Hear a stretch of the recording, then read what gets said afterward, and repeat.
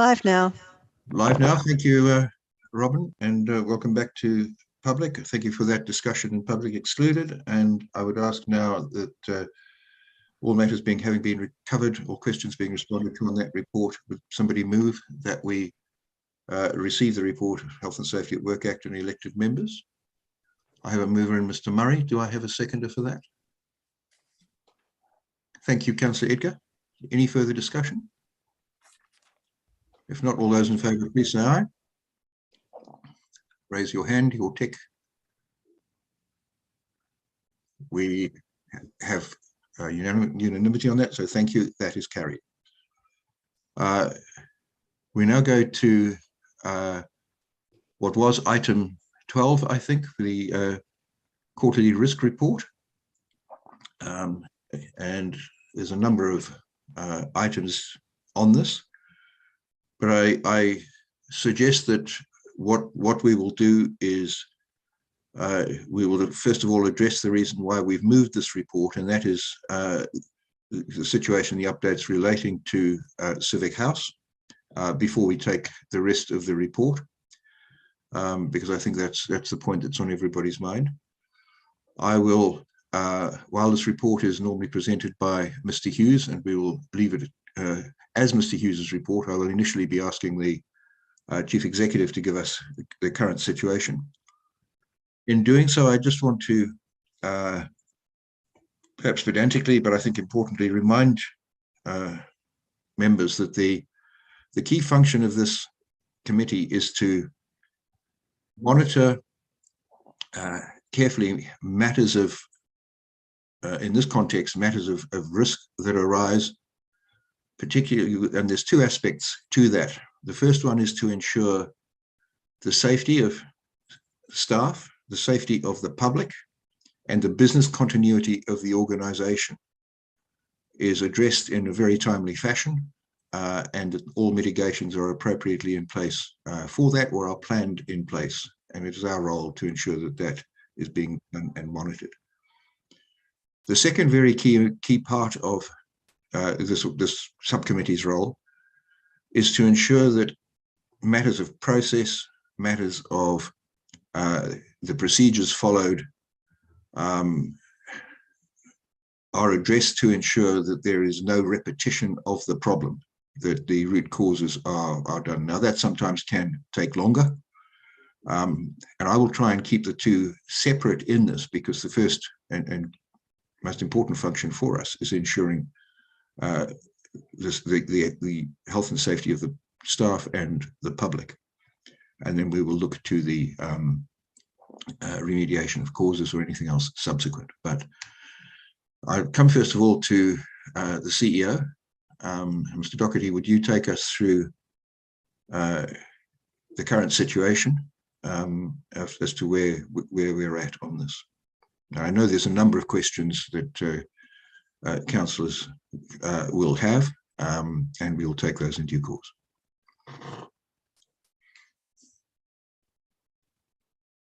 Mr. Doherty, you're on mute at the moment, Pat. Not a good start. Thank you, Mr. Chairman.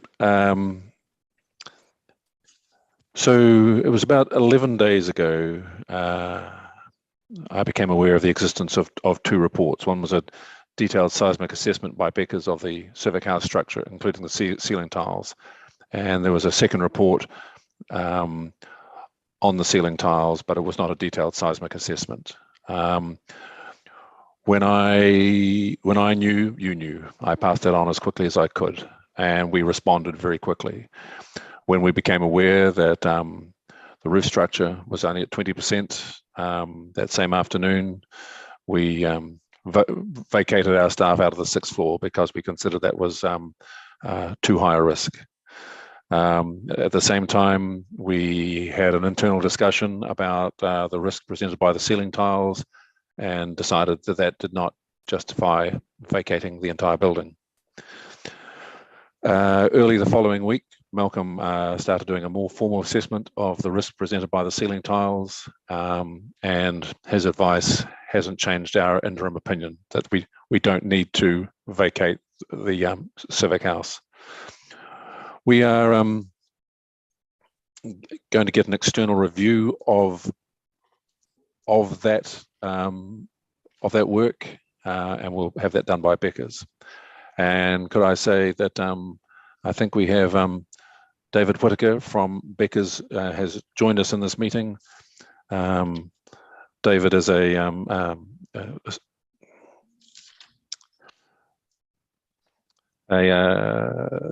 senior technical director at Beckers, and is one of the is their seismic engineering expert. So I thought it'd be useful to have him in the room as well.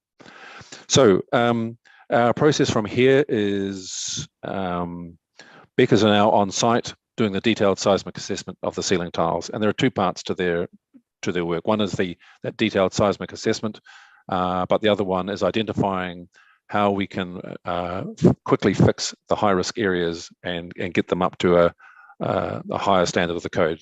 Not necessarily 100%, but preferably above 34%. So we hope to hear responses to the quick fixes within the next week or two, as they focus on areas. The seismic assessment that could take 6 to 8 weeks. We have sent out information to our staff. We've given them maps of the floors. We've explained the risks. You've seen those reports, that email that went out to staff. So we have been very clear and transparent about the risks. And we've also said if they feel nervous about that, then they're very welcome to work from home. And while excluding the 6th floor, I would estimate at the moment that we've probably got 40% of our staff, 30 to 40% of our staff in the building.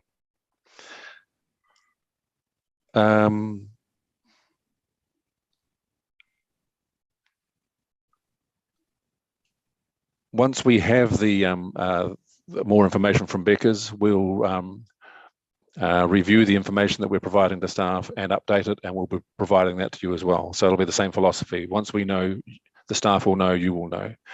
The staff trust me, and they expect that I will keep them safe. And I'm very conscious of that responsibility to the staff, to the elected members, and to contractors and visitors that come into the building.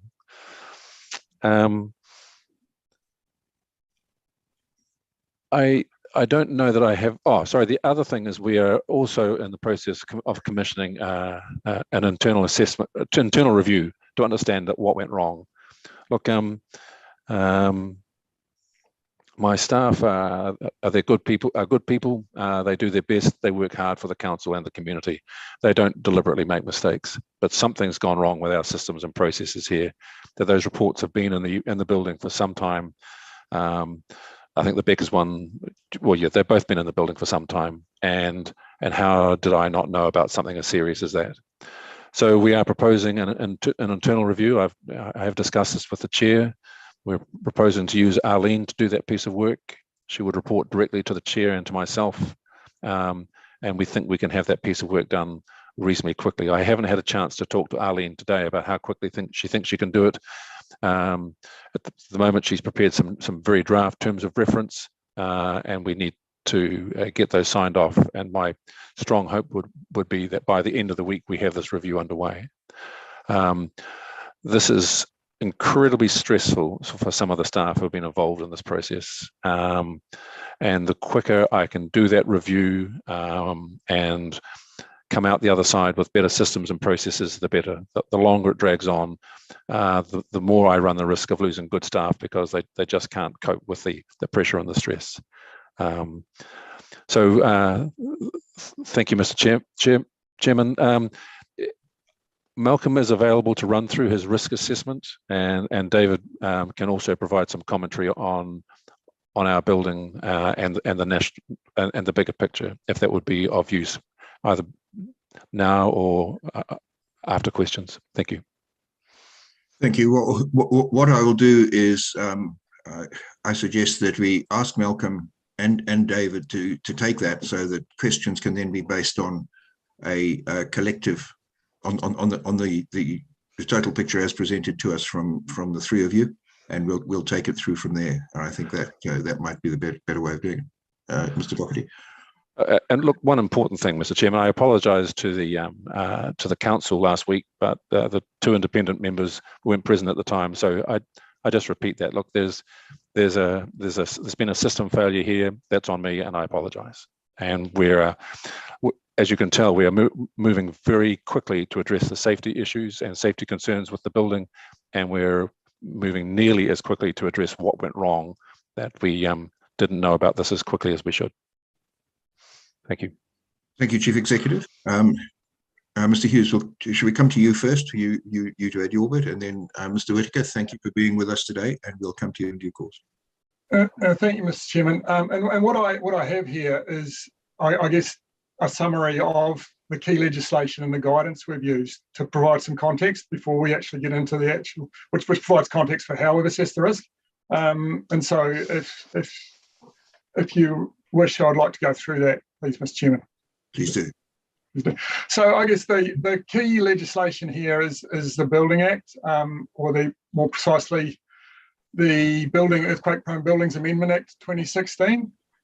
So this act includes statutory timeframes for remediating earthquake-prone buildings, but does not preclude continuing to use and occupy them. So there's nothing in the Building Act, unless it's deemed a dangerous building, that requires a building to be vacated.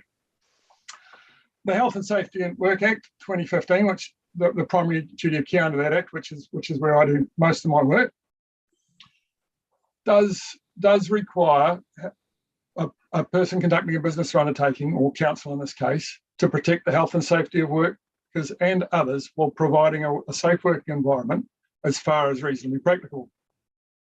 So then the question comes down to reasonably practicable in these circumstances. And the WorkSafe guidance on this talks about what we need to consider. Well, it's in the Act, and WorkSafe guidance adds further interpretation about what we need to consider and reasonably practical.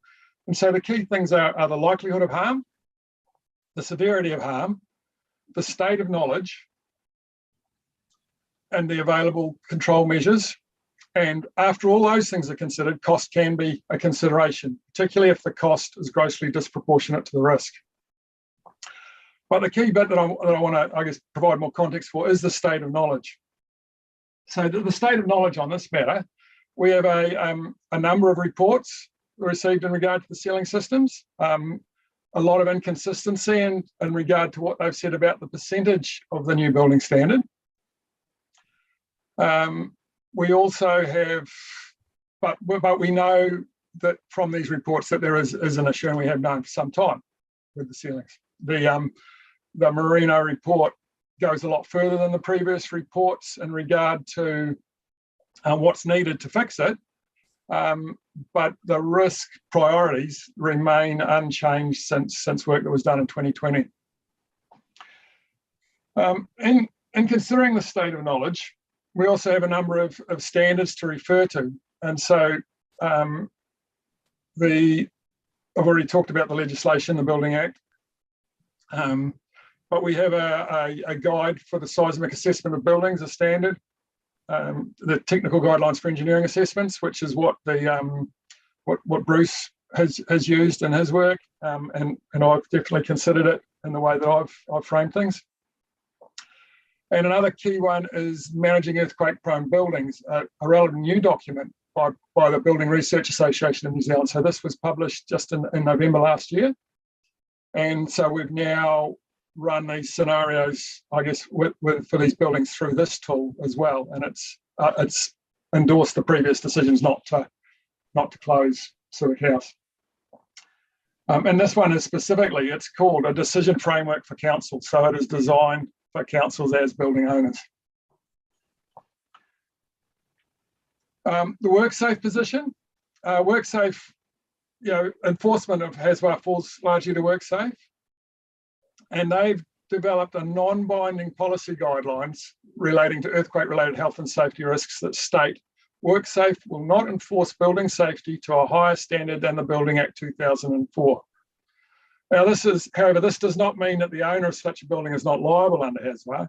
WorkSafe has no role in interpreting the Act. That decision will still lie in the hands of the court. So it happened. And we also need to, and integrated into these tools is the Local Government Act. Section 14 of the Local Government Act requires councils to take the interests of current and future communities into account when making decisions. This means decisions to close council buildings should also account for the economic, social and cultural impacts on the local community. Under this Act, councils must also consider the views and perspectives of the key people likely to be affected by the decision. So I'll just give you now an overview of the Managing Earthquake-Prone Buildings, a decision framework, published in November 2021. So it outlines a 5-step process to consider if an earthquake-prone building should be closed. So step 1 is the building assessment.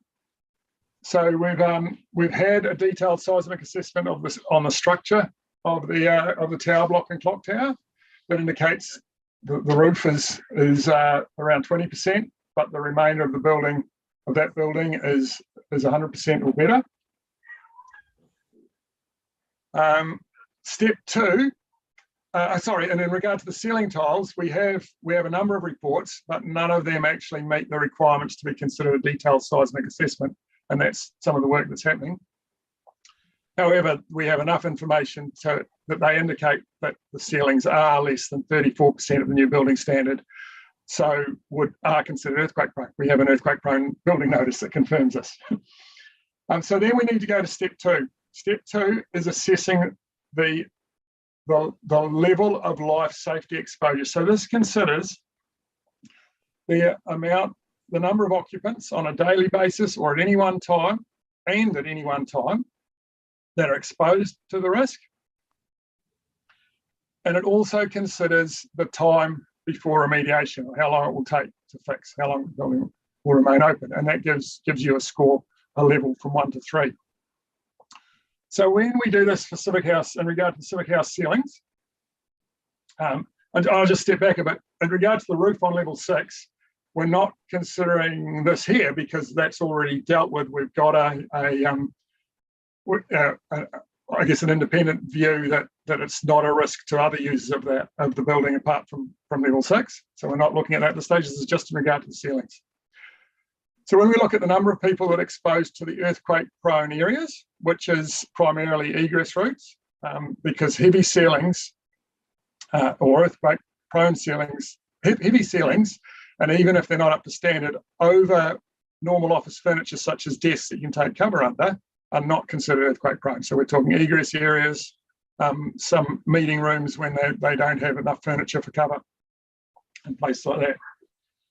So when we put that through the assessment tool, it straight away, it comes out level 1, which indicates just keep the building open and doesn't indicate going any further.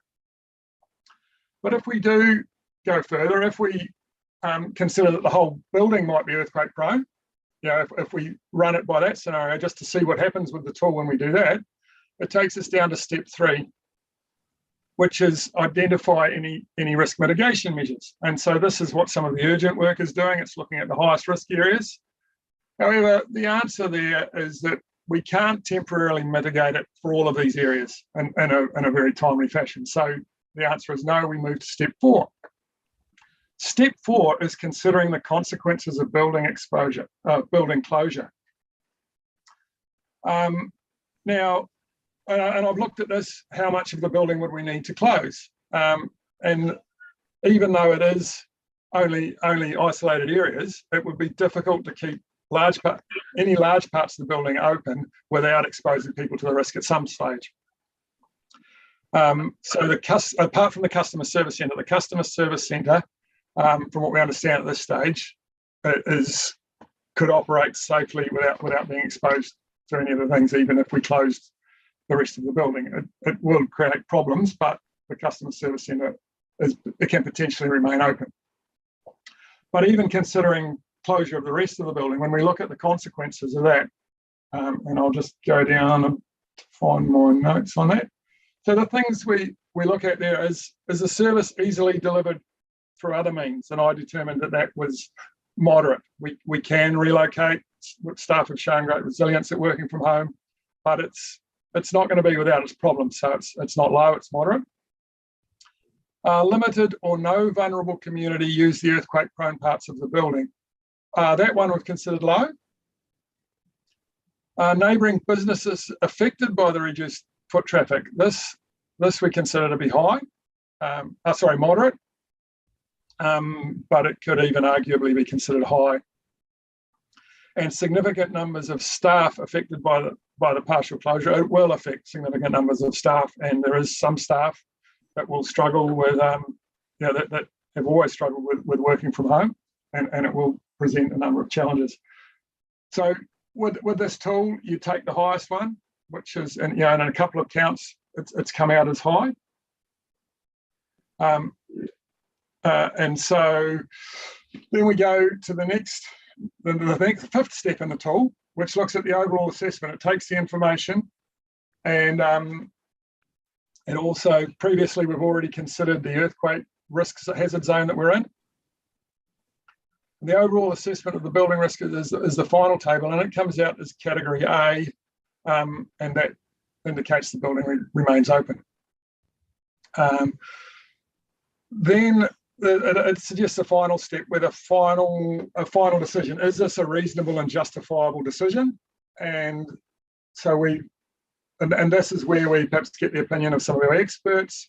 We look at it against council's own risk criteria. Does it align with council's risk criteria? And I've done a risk assessment using council's risk criteria that will be included with this.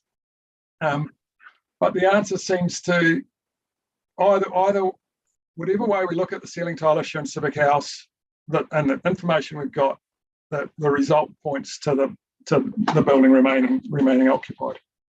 Sorry, sorry, before we go, is there any chance that Malcolm could screen share? That was just such a significant amount of critical information, and I'm just not quite sure how I was, able to take all of that in. And so, can we see these 5 steps he's referring to? Could he do a screen share on any of this information? Because I'm sorry that was just, really hard to verbally try and take it all in and have reasoned conversation and questions coming out of it. So could we do a screen share of that information, please? The 5 steps, etc. Mr. Chairman, I am able to screen share it if that's what. Thank you, Judine. If you can work on doing that, Malcolm, that would be good. Thank you, Pat. Sorry, Mr. Dockery. Thank you, Mr. Chairman. So look, once the intention had been to just provide copies of all this to all councillors once we had it externally reviewed, and that would be by the end of the week. It's the screen sharing helps, but it is still heavy going, that's for sure. Thank you. Thank you. And I don't think putting it up now should in any way preclude that being shared, Mr. Doherty. But picking up on Councillor Edgar's point, I think it will be very useful to have that up there now. I see it is there. So does that help, Councillor Edgar? Through the chair, the report can be tabled in the minutes. Yeah, I would expect that to happen. I'm just looking to facilitate to ensure that what we've got now is useful to the process. So can I suggest that with that, Councillor Sanson, is this in relation to this particular topic? Yes, thanks. I was just wondering, per the governance advisor's comment about it being tabled in the minutes, I just wondered if there's any chance of it being emailed out or circulated to committee members. Thanks. Thank you. I see a note as well. From Councillor Noonan asking if this can be emailed out. So if we can undertake those actions, please, to try and facilitate the discussion, that will be useful. Thanks so much, Mr. Peters. It's more just so that we can actually look at it ourselves, yeah. And it's a little bit hard to follow. Thanks. Yeah. Sorry, do we want that emailed out immediately, or? I think it would be useful, Mr. Hughes, okay, if that's possible. It is only in a draft form at the moment. I guess I've made sure that the bit that I'm sharing today is in available form. Well, let's put that up. Yeah. So I have got, I've got the So I guess, I mean, the summary here is essentially what the Chief Executive has gone through. And this is where I went through the legislation. Reasonably practicable, which is, it's always a challenging question, reasonably practicable, but we have that on there. That's fine. I think send out what you can that is meaningful at this point, and while you do that, I'll go back to the Chief Executive, Mr. Doherty. Thank you, Mr. Chairman. So if we send this out, it's on the understanding that this is a piece of work that Malcolm has turned his hand to very quickly, and I had assured him that there'll be an external review done before it was made public, which I don't think is unreasonable, and that's why David Whitaker is sitting in the room and will be undertaking that work this week. So if this is sent out, it's got to be on that understanding that it's a work in progress. This is not what we would normally present to a council or the public at this stage.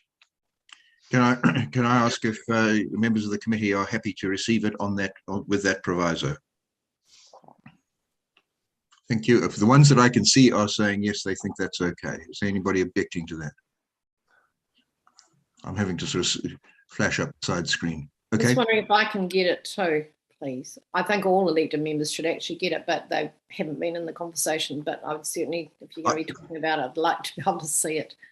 I think at this stage, subject to any further conversation, I think this is to aid this particular meeting at this point in time, Councillor Noonan, rather than it becoming information that goes out. And because those members haven't been here, they haven't heard the sort of provisos and conditions applied to it, being at this stage work in progress. So I would like to confine it to this meeting at this particular point in time and give officers the chance to refine it further as is appropriate before it goes out as to anything other than a for information work in progress document at this point. I agree. I'd quite like it though, so that I can follow the meeting. Thank you. So, Mr. Hughes, I think we'll come back to you. Yeah, I'm sorry, I'm just struggling to find it to attach to send the email at the moment. Is it useful if I'm not wanting to subvert the process in any way, but while you undertake that, is it useful perhaps to ask if Mr. Whitaker has anything to say at this stage, or is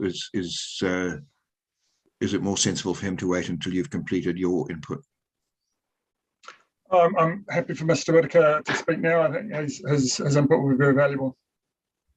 Mr. Whitaker, are you happy to do that? Yeah, sure. Can you hear me? We can, thank you. Yes, okay. Good morning, everyone. Yes, so Becca has done the detailed seismic assessment of the building structure, and we're now being asked to have a look at the ceilings, which are the immediate area of concern.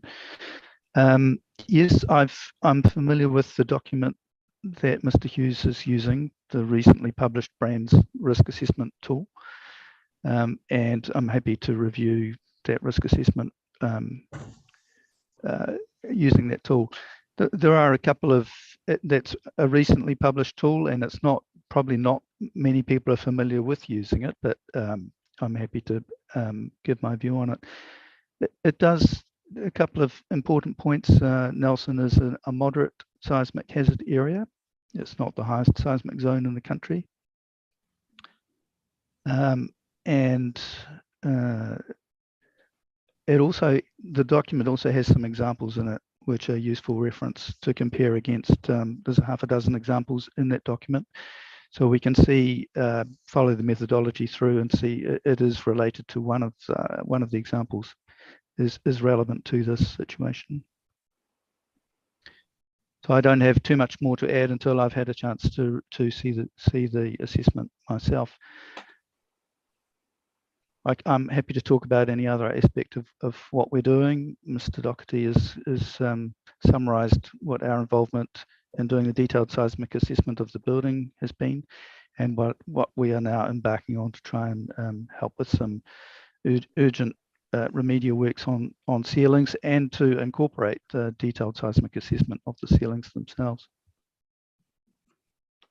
I do have some similar experience on a couple of major buildings in the country in the last few years, at Queenstown Airport and also Christchurch International Airport, where there were problems identified with the ceilings, and I've guided those organisations through the process of assessing them and remediating them. Thank you. So, Mr. Hughes, where are we in the process? Getting very close, Mr. Chairman. Right. I've just had to save it and close it just to make sure that the changes I've made this morning were updated on the version I'm sending. So I see we've got several hands up. Are those questions relevant to where we are in the process, or are we anticipating completion of the presentations by Mr. Hughes and Mr. Whittaker before I open for general questions? So, Councillor Edgar, is yours sort of relevant to the process, the stage we've reached at this point? They were for David, the questions, if that's what you mean. Only in terms of what David's been able to respond to so far, and there will be the opportunity once Mr. Hughes is finished to put questions to all three, to Mrs. Doherty. So then I guess my question is for you, Mr. Chair, will we get, once they've finished presenting and we have the email, will we get a brief adjournment to be able to read it? If that's the wish of the meeting, then that's certainly what we can do. It would be my wish anyway. Okay, what's the view of the meeting? Is that what you'd like to do? Just quick show of hands, those who would like a few minutes to read it once it's received, okay, thank you. So in terms of timing around that, would we do that immediately on receipt, or wait until the completion of that? We'll do it immediately on receipt, I think, is probably the best bet there, and then you can build on that for the rest of the presentations. Madam Mayor, is your meetings relevant to where we are in the meeting? Thank you, Mr. Chair. I'm just conscious that Malcolm's telling us this is a draft document, and I think we should take it as that. I suppose I have a question in relation to the decision-making framework from the beginning. I'm happy to wait till Malcolm's finished, but I'd like to ask those questions just before we take a break. I can wait till he's concluded his presentation, but I just would like to pose those questions, just context questions, before we take the break to read the assessment. Thank you. Okay. I'm just confirming that I've got everyone. I think I have. Right. Could you add governance advisors, please, Malcolm? I sent it to you, Robin, sorry, but I'll thank you. Okay, let us know when you've pressed the button. I have pressed the button, so it should be coming through quite soon. And okay. I've just got to open it again. Okay. So how close to finishing on that document are you, Malcolm, before I open it up for as the mayor has suggested? Sorry, to the final document. Well, I guess I. No, I mean for your presentation now. Oh, presentation. Yeah, I've just got to open it again, and so I can see it, and then I'll be there just a few seconds.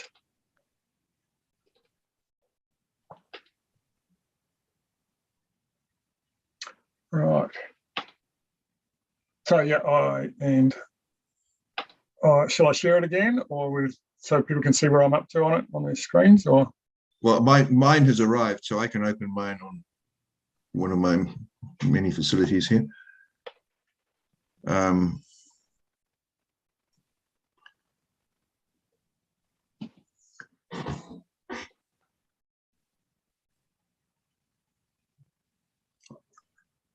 So a question has come through as to whether Chanel has got it and whether.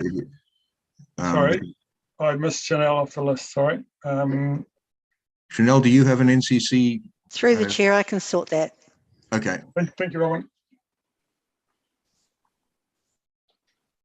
Okay. So Malcolm, I'm keen for you to get us to a suitable point where we can just take some points from the mayor, and then we'll have a quick break to read that. And it's timely for us to have a break anyway, from a break perspective. And so down on page 4 is the overview of the framework. Yep.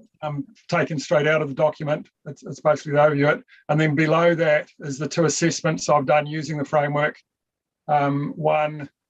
One is considering only the earthquake-prone, the areas under the earthquake-prone ceilings, and the second one is considering the entire occupation of the entire civic house, which takes you further through the process. Yeah, and I think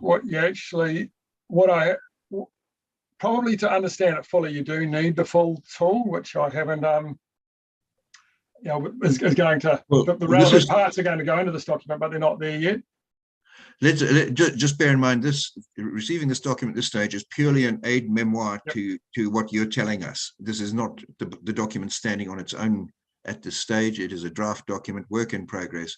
It is purely to assist people to follow what you're telling us, rather than the document becoming the definitive action at this point. It is still what you're telling us. This is just an easy reference and reminder. So I'm keen for you to, as soon as you can, recommence from the point you had got us to, so that we can progress as planned. Yeah, and the point I'd got to is, as I guess just to summarise again, we've gone through the steps that are in the overview on page 4. We're confident, even though we haven't got a detailed seismic assessment, that the ceilings are less than 34% of NBS, so we're required to go to step 2. So the building exposure risk at step 2, evaluating the number of people using the building and the length of time they spend there, and also considers how long that will be in time before remediation. So we based it on 2 years for the ceilings to come up with this. And yeah, as I said, when we consider the areas exposed to earthquake-prone ceilings only, it comes out at level 1 and the building remains open. And it says here to communicate risk to building owners and visitors, include the building in the seismic upgrade program. The Building Act requirements as a minimum, which are very long time frames. We consider that's too long, and that it should be done a lot sooner than that. For the second assessment, where I consider that that everyone might be exposed to an earthquake-prone ceiling, which is a little bit of a hypothetical situation because we'd have to remove all the furniture, but just to look at it with perhaps a more conservative view and to manage the risk a little bit better. Took us down to step 3, and even though we might have some temporary mitigations, they won't impact most of the areas of the earthquake-prone ceiling. So we've said no there. We'll still look at those temporary mitigations to reduce the risk, but we'll go no, and we'll go to step 4, and then we look at the consequences of building closure. And if I come down to the first assessment, I have a summary there at step 4 about what is considered in the consequences. The ease of delivering services, the vulnerable community using it, neighbouring businesses affected, and significant numbers of staff affected by it. And actually, this one, the neighbouring business is actually assessed as high because it would be in the second assessment that relates to the whole building being earthquake prone. The closure would still be the same, pretty much everything except the customer service centre. So that the neighbouring businesses would be high as it is down in the one below. We just hadn't corrected that yet. And so then we take the highest one, which is high, but even if it was only a moderate consequence, it would still, the tables in the tool would still indicate us into category A, and we would keep the building open, or it would recommend keeping the building open. It would still either be A or B, even if we didn't assess the consequences that high. I mean, the consequence in some ways is a little bit unknown at this stage, because it would depend on if we could find other accommodation in the vicinity, that may, if we did, that would lessen the impact. Okay. And yeah, but it never got close to category C for civic house ceilings. And even if we are category C, it still talks about timeframes and what's reasonable and that align more with the earthquake, with the Building Act, the quite long timeframes. So I guess that the key point we got out of this is there's nothing in here pointing to urgency of a building closure. That's a key conclusion to have reached, I think, based on what we've got here. Yeah, and obviously, a review as I get this, pull this together more and explain my rationale in a form that can be digested by someone reviewing it. Yeah. And we understand it is work in progress on that. So have we reached a point now where, before we break, Madam Mayor, you wanted there was a couple of points you wanted to raise before we break? Is that still the case? Just a couple. I've obviously got a lot of information to process with what Malcolm sent through. Malcolm, was all of this document you've sent us created recently, or is some of that actually older material? So some of it is older material updated. The previous work and the updates and the ceiling tile system. So particularly the bit, there's a table down the bottom called Civic House Ceiling Tiles. That still needs to be updated, because we've, in order for stakeholders to understand it better, as of a couple of days ago, we've stopped talking about the ceiling grid types, and we're using terminology light, medium, and heavy rather than heavyweight in a one-way grid. So there's some changes to be made in there in regard to that. So regarding areas and the ceiling types, the updated drawings you've received recently are probably the simplest but most up-to-date piece of information that reflects that. Thank you. Thank you, Malcolm. Malcolm, just in relation to the Marino report, Alexander Marino report, I can see, just looking very quickly, that was the subject of an SLT agenda item in February. So I'm just a little bit puzzled as to how you're doing your decision framework risk assessment. So I'm familiar with the Brands document, quite familiar with it, and I guess the first step on that is actually to obtain preferably a peer-reviewed, detailed seismic assessment that clearly identifies a specific structural vulnerability, mode of failure, and area of building affected. And I'm just a little bit puzzled as to how. First, I guess my first question is: have you got, given the 6th floor is immediately closed, had you already done the same process for the 6th floor? I mean, if we're doing these decisions, because you've talked about why it's important to go through this, so is there another document with the decision framework methodology set out for the 6th floor? So I wasn't involved in the decision on the 6th floor. As far as I know, this methodology wasn't applied to that. The conclusion And I guess it's the intention is to run, ultimately is to have a look at that. I guess we're looking at, that decision has already been made, and we've got an indication that it was a reasonable and justifiable decision. I think at this point it's probably sensible to bring in, if you weren't involved in that decision, Mr. Doherty. That's right, Mr. Chair. Look, I'm not expecting answers to all this today, and I've been quite clear about that in the communications that we've had prior to today's meeting. I think the Chief Executive needs time to go away. Today is really, look, we need to, we've obviously got some, quite clear questions around this. And while I'm happy for everyone to go through the document, I don't think it's reasonable to come back and expect the Chief Executive to answer all of these questions today. There's a wealth of information to go through. I mean, for instance, I remain completely puzzled as to why BECA were instructed not to assess the ceiling tiers and producing their detailed seismic assessment.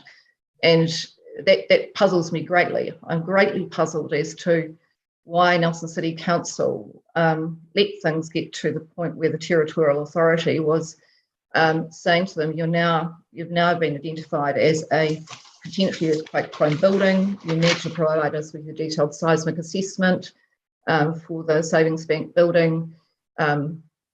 Council says onto it, extensions, more extensions given, and then finally we get to the point where we still don't have a detailed seismic assessment despite the Territorial Authority asking us for one. And we have now forced the hand where we've had to go on the earthquake-prone building register for non-delivery or non-compliance with the direction from the Territorial Authority. So look, I have a range of questions, and I don't have any anticipation that I'm going to get answers to those today. But I would say, for context, look, and I have sent that out to you. I was so concerned as to how we got to here that I do what I do when I really want to get to the source of information. So I had asked for the link to the building file and sort of worked my way through that. That means I've got a range of questions. Again, I'm not proposing to use today's committee meeting to put those questions, but I don't expect, I've sent it out to you all. It's public information. It's available to anyone that wants to look at it. I don't expect you to go through it, but there are some fundamentals here as to why a detailed seismic assessment was not commissioned in the first instance when the Territorial Authority, as the building undertaking its duties, was asking again and again for one. Understood, Madam Mayor. And I think what you've just done is sort of lucidly outlined the justification, if you like, for a proper investigation into how we got to this point, and we'll come to that in due course. But thank you for that, because I think it has been useful. So before we break, and I am sort of conscious, looking to Nikki H in this context, that we've got Mr. Mackey due to join us at 11. I don't know if there's any chance that can be pushed back, but just while you consider that, I'm just going to ask Councillor Sanson a quick question as to the timing of what you've got at the moment in relation to us taking a break and giving people an opportunity to quickly just look through that draft document that's been sent to us by Mr. Hughes. So, Councillor Sanson, is yours pertinent to the point we are at in this process?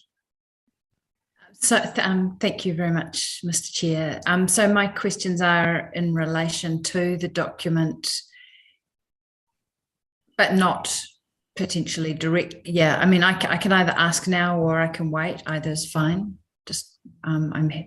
Yeah. Well, we will get we will get the chance for some general questions to the Chief Executive and Mr. Whittaker and Mr. Hughes, particularly around clarification of that. And is that going to happen after the break? So should I hold my questions? Yes, okay, I think thanks so. Very much. If we can. So I'm just a little bit concerned about the timing, but in relation to Mr. Mackey joining us, because I think my preference would be to continue with this process if we can. So Nikki, perhaps you could have a look at that and let us know. And I suggest that we come back at where are we now? It's 10:42. Come back just after 10:50. 10:52, 10:50. Well, let's come back at 10:55. Give people a chance to look through that. stretch their legs. And Nikki, if you want to contact me separately to discuss that point around Mr. Mackey, please do so. But if we can take a break, that will be good. Thank you.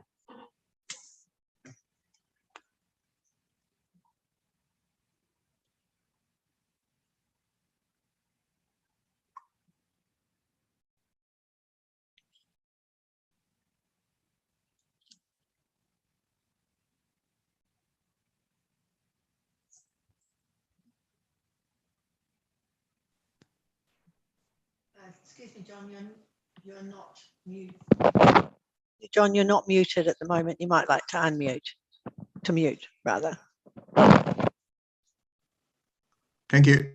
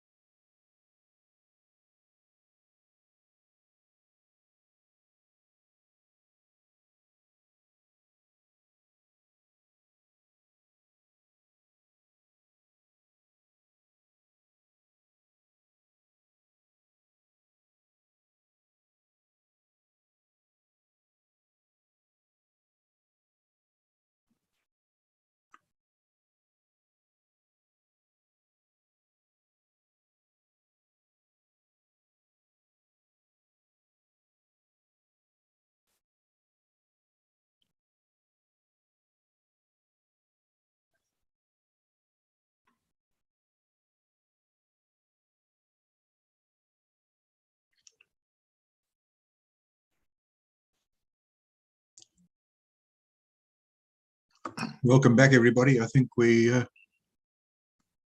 look as though we are probably all here. Nikki, are we okay in terms of time commitments regarding Mr. Mackey?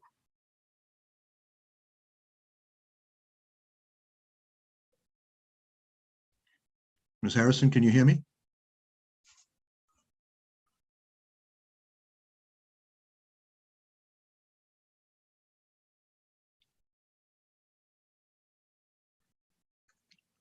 Right.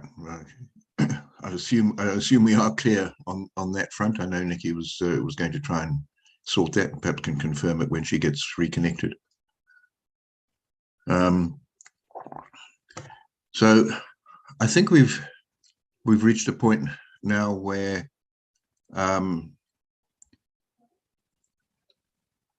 thought I saw that Mr. Whittaker had come back on board. Had he? Yes, there is. Hello. I am here. Thank you, Mr. Whittaker. Is there anything you want to add in terms of where we've got to and what you said earlier? I am in Nelson today, and with the purpose of going and walking through the spaces in the building to get a personal view of what can be seen. I do want to have a look at some of the ceilings and also meet with the subcontractor that's offered to do some of the work on those ceilings. So I'm here to do what I can today. Thank you. I suppose one question I've got is, what would be your expectation around a reasonable time frame to achieve the kind of clarity you're seeking to provide us?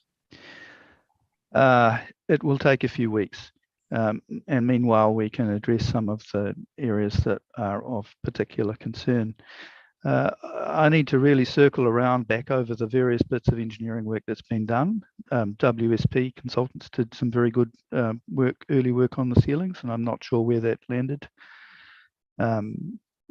Alex Marino's done some work for the subcontractor, for the fit out contractor, and put some fairly specific numbers on different elements of ceilings in the building, and I'd like to meet him and ask him how he got to those conclusions and how we might go about improving some of them with some retrofit work. So that's what I'm concentrating on at the moment. Okay, thank you. So is it appropriate at this stage? I'll start out. Let's open up the questions in relation to where we're at. I mean, I think we've got just thank you for that input. Certainly, Mr. Hughes, and the work that you've put into that. Obviously, there is work underway. But I think from this point, thank you all for your patience while I think we've listened to get a fairly good idea of what the current status is and what work is planned to be done, has been done, and is planned to be done. So at this point, I'll take questions as we go, and I've got Councillor Sanson and Councillor Edgar at this stage, and I know, Madam Mayor, you have some to add to that. So Councillor Sanson, let's go. Let's take your questions, and let's go with that. So over to you. Okay, thank you very much, Mr. Chair. Kia ora koutou. So I'm not expecting answers today if that's not possible. So maybe somebody can, an officer can note my questions and get back to the committee with answers if they're not able to answer them on the spot. So I've got a number that I wrote down as we were getting the presentation, and then a couple refer specifically to the draft report that was circulated to us. If it's not appropriate for me to ask questions about that, I'd appreciate if someone could let me know. So otherwise, I'll just proceed. Please do. I think you raise a good point in terms of why I was hesitant at the time to start with, was recognizing there'll be a number of questions to which there are not yet answers until such time as either the work is done, the work Mr. Whittaker has referred to, but also in terms of the investigation that the Chief Executive referred to. So the questions will fall into one or other of those categories, and as you say, not all of them will be answered. So thank you, Councillor. Sure. Okay, thanks. So I'm just referring, I'll start with referring to the draft report that's been circulated. I can see, I think we're on page 6, item 6, which is the summary of events previous reports. And I note that June 2016, there was a Calibre Consulting report that recommends the total replacement of heavy tile grids. And then in November 2016, there was the Kaikoura 7.8 earthquake that was heavily felt in Nelson, and some ceiling tiles came loose, but none fell out of the grid. So I was just wondering whether there were any near misses recorded as a result of that. Like, did some of those come loose in areas where staff were working? That's my first question. Thank you. Mr. Hughes? So through the chair, I can partially answer that. So near misses, the Kaikoura earthquake happened at night, so there was no one in the building. And I guess just to put the building into perspective, what was reported anecdotally was people on an adjacent building that were there at night could hear the clock tower banging against the tower block, which is how they're designed to work. They're designed to move independently. And you know, this was before, as far as I can tell, the reports were that that there was that the ceiling tiles moved. Some of them moved, but none of them actually fell out. There has been some reports of ceiling tiles falling over the years, historical ones, and ironically, the only ones that have happened in recent years are the lightweight tiles down in the customer service centre, where the wind would sometimes loosen some of the lightweight tiles. But that's all I have on those specifics. Okay, so then maybe there's been some near misses recorded in terms of those kinds of, minor incidents. Would that be the case? Well, the only ones reported since February 2017 have been the lightweight ones. And the hazard of the ceiling tiles has come up in various things. And there was the issue on level 6 at the beginning of 2020, where a contractor identified a significant problem with the ceilings, where he believed that they were likely to fail imminently, and so the people left that floor, and that was remediated, which I guess triggered the more recent round of work on it and the establishment of a project to resolve it. Okay, thanks. And then can I just clarify, what are we talking of in terms of the maximum weight of the heaviest ceiling tiles? I think I recall 7 kilos, but I've also heard 9 kilos. So I'm just wondering, do we know exactly what that weight is? So what we're now calling medium weight tiles are a standard size, I believe 1200 by 600 tile, and those are fairly consistent, and from memory, they weigh, actually I've got it, I think they weigh about 7.2 kilos when I weighed them. And Bruce might have better information on that, but unless he's taken it from mine. 7.8 kilograms per tile was what they were when I weighed them back in 2020. Whereas the what we're calling the heavy system is a smaller tile, but they're at 7.2 kilos. They're approximately half the size, but they weigh 7.2 kilograms per tile. So as a system, it's much heavier. So that's what we're calling the heavy tiles now. Thanks very much. And I'm assuming that if they were to dislodge, they have sharp edges and points. They're like they're not. They're fibrous plaster, so they're relatively hard and they have edges. Yeah. And then the key mitigation for these currently is for people in the building to try to find some furniture to get under if they were able to, if there was an earthquake. Is that correct? Yes. Okay. And have staff raised concerns over the years formally? Yes. And I guess the result of that is that for probably approximately a year now, it's been a standing item on Health and Safety Committee agenda for an update on the status of the project to remediate. So it has been raised from time to time. I believe there's a very good level of understanding that there's a problem amongst the staff. And I guess a reflection of and this latest thing, it's a reflection of the level of concern is that it hasn't really impacted the occupancy of the building in the last week.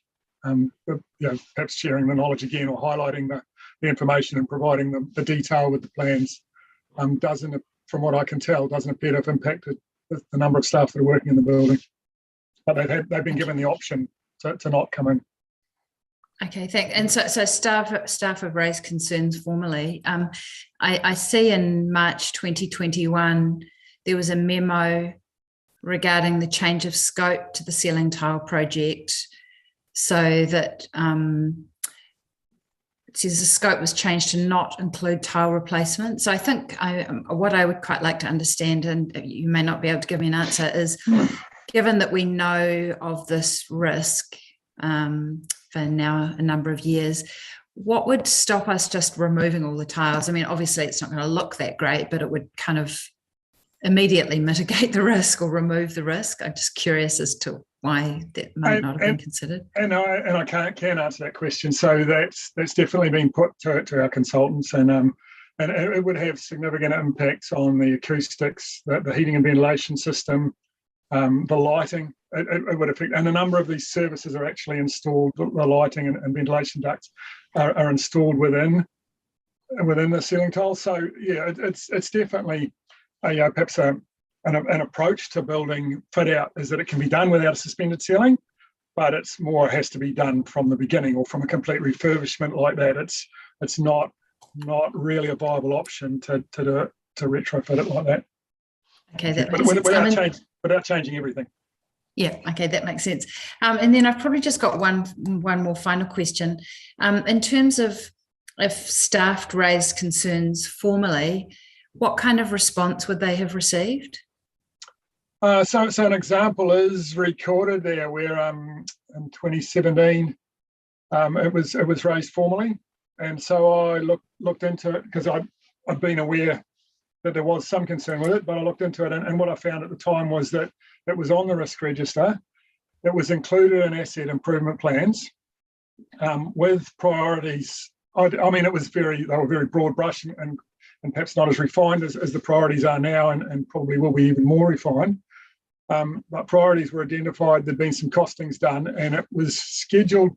The plan at that point was to do each floor as the building was upgraded, floor by floor, and in 2017, the upgrade of level 1 was imminent. Well, we believed it was imminent. I'm not going to get into why that hasn't happened. So that was the plan at that point. And from my perspective as the health and safety advisor, I felt there was a plan and that it addressed the risk adequately. And we did a reminder around the importance of the drop cover hold at that time as well. Thank you. Okay, thanks. So that's 2017 and we're now 2022. So that was 5 years. And so has any of that work been undertaken? So full refurbishment of floors hasn't happened to any great extent, but in 2021 there was a project that improved the support and the bracing for elements of the ceiling structure, which is what the Merino report was checking compliance on. Okay, so it's been kind of commenced, but just in one area, or I think it was quite widespread, the areas it covered, and I guess this is, I mean, I don't think it's deniable that there's questions around that, but that's stuff that will have to come out later. It's not stuff that I have enough information on now. Okay, thanks. Yeah. Thanks very much. That's fine. I think I feel very responsible for the well-being of the staff. And, you know, I know that earthquakes are unexpected events, but still they do happen, and we only need to look to Christchurch, the CTV building, and other loss of life in Christchurch to know that it's something we need to take seriously. So thanks for your time, and no more questions. Thank you, Councillor Sanson. Councillor Edgar. Thank you very much. Look, with your indulgence, Mr. Chair, but I guess to also support us to have one conversation on this matter, I had also some questions that relate to ceiling tiles, earthquake prone, within the health and safety report. So can I do them all at once, so we're not sort of having this item and then I'm going back to earthquake prone questions, ceiling tile questions again later? Yeah, no, I think run through them. I think it's more a function, Councillor Edgar, that the answers are likely to be in one of the two categories rather than us trying to split the questions into one of two categories. Great, thank you. And once we finish this item, because we are in the risk report, I actually have some questions not related to earthquake prone or ceiling tiles on the risk report. So I'm hoping we'll be able to get to those as well. So that's up to how promptly we can manage this very important item. Excellent. So look, if I just pick up where one of Councillor Sanson's comments about the health and safety committee meetings. Look, on a couple of other boards I'm on, we actually get copies of the health and safety minutes that the staff of their committee meetings. Just wondering, you know, looking at our charter, the governance charter for health and safety and well-being, you know, one of our key things is to know and, you know, and to keep up to date with health and safety matters. And so I'm just wondering, you know, is getting the minutes of those meetings a way to help us to be up to date? Because clearly we've seen quarterly reports, a lot of things can happen between quarterly reports. And so they're obviously not quite enough for us to be kept in the know. And if there's any thoughts on us getting copies of those minutes.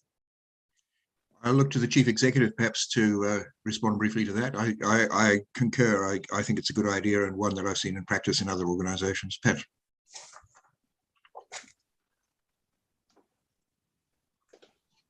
I don't see any reason why not. Yes, that's at the moment. So if my answer changes, I'll come back to the committee, but I don't see why not. No. Thank you.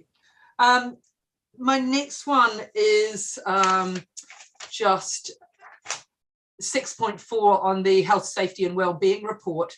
It does just mention remediation of the heavy ceiling tiles and inadequately braced ceiling grids in Civic House has been delayed pending a workshop to further discuss this project. Has that now been superseded? Because so this was an update up to 31 March. And we're now at 24 May and we haven't had a workshop. So I'm just wondering what was the intention of that workshop that then never took place? Again, is that something for you, Mr. Doherty, or?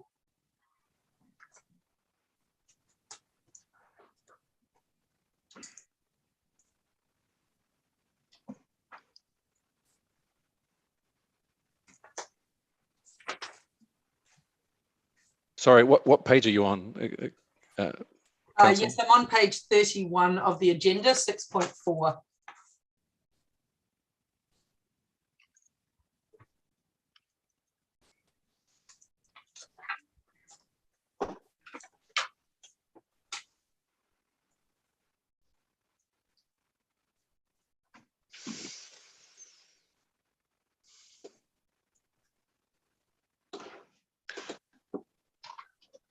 So I think that was the workshop that we had where you saw us finding out the numbers were much worse than we thought. And I think that's one of the things that we'll have to look at through this investigation is if we had realized the numbers for the ceiling tiles in that Merino port were that low, we would have been looking at other solutions. One of the problems here was there's always been the intention to upgrade Civic House and that the tiles were going to be done floor by floor. But as the upgrade project became more and more expensive, as we found out more about the building and less likely, only some minor repair work has been done. And if we had known that the numbers were as low as we have now realized in the last 11 days, then we would have moved more quickly on interim repairs. And that's one of the things we're looking for Beckers to give us advice on, because all the numbers we were getting were on complete replacement of ceiling systems, and they were very large. Thank you. My next question is also from that report, page 44. The slightly newish, I think it came in at the last quarterly report, the new risk titled High Energy Sources. Still don't quite know what that means, but anyway.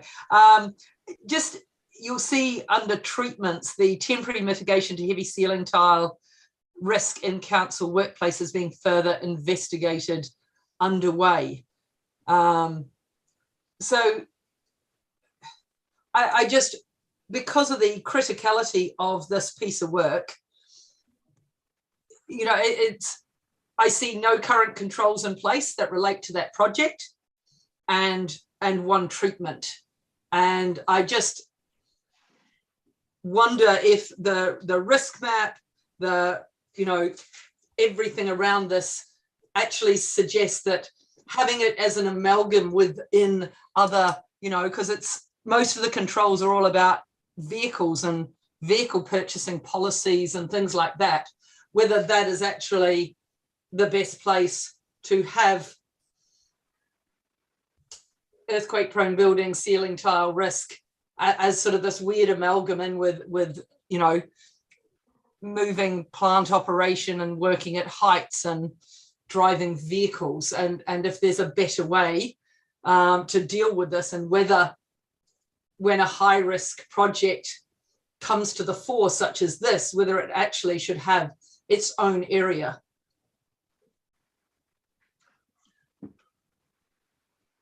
Mr. Hughes?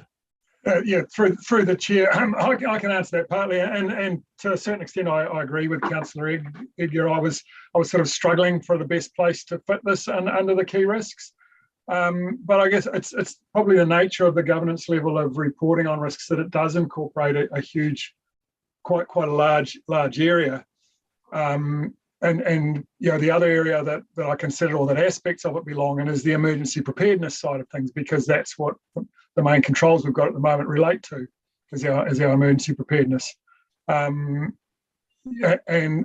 it's also covered in the general risk report as, you know, as part of the asset risks. Yeah, but it is, yeah, it's something I considered carefully, and that was the best fit I could find at the time. Recognising that this is a fairly dynamic process, Councillor Edgar, you know, and understand the explanation, I think your point is valid, and I think it's something perhaps can look at in the course of the business in terms of risk. Something I can discuss with Arlene, Chris, and Malcolm. Thank you. I see Alex's hand up. Did you have a further response to that, Alec, or do you want me to carry on with my questions? Through the chair, it was really, I just wanted to add something to Councillor Sanson's question, but I'm happy for you, Councillor Edgar, to finish, and then I will just give my thoughts on a particular item that Councillor Sanson raised. So happy to wait. Okay, thank you. Thank you, Alec. Yeah, carry on, Jadine. Yeah, my next one is from this risk report, and page 81,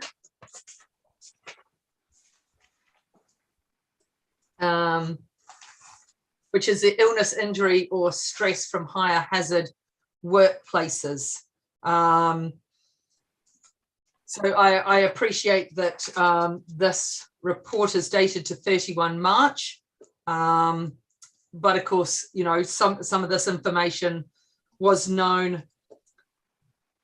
Let's say the extent of the information may not have been fully aware, all the you know, dots joined, but we already knew that the ceiling tiles were considered by staff to be a, you know, key health and safety concern for them.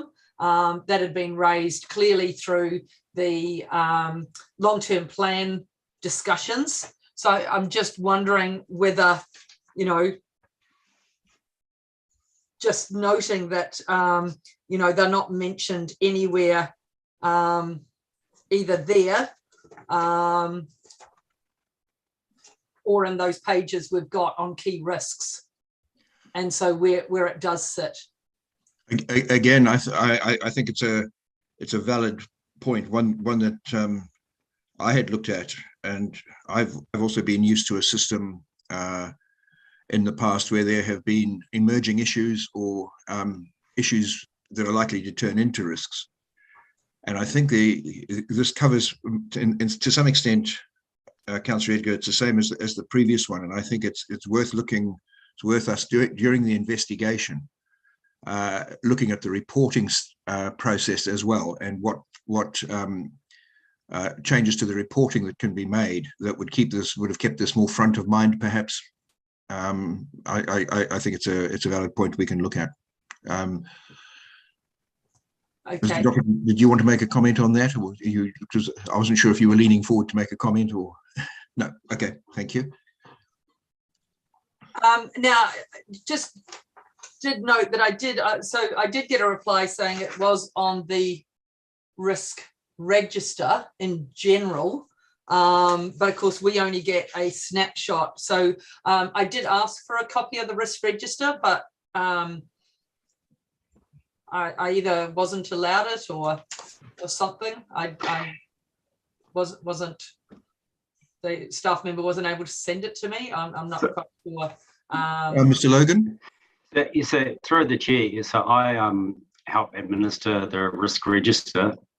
It includes a lot of details, and often, you know, the information isn't, you know, spelled correctly, you know, and it's a work in progress, and building that trust within the organisation so that it is updated frequently. At this stage, I don't think it would be a benefit to add additional sort of comments from elected members to go into the level of detail that is within the risk register.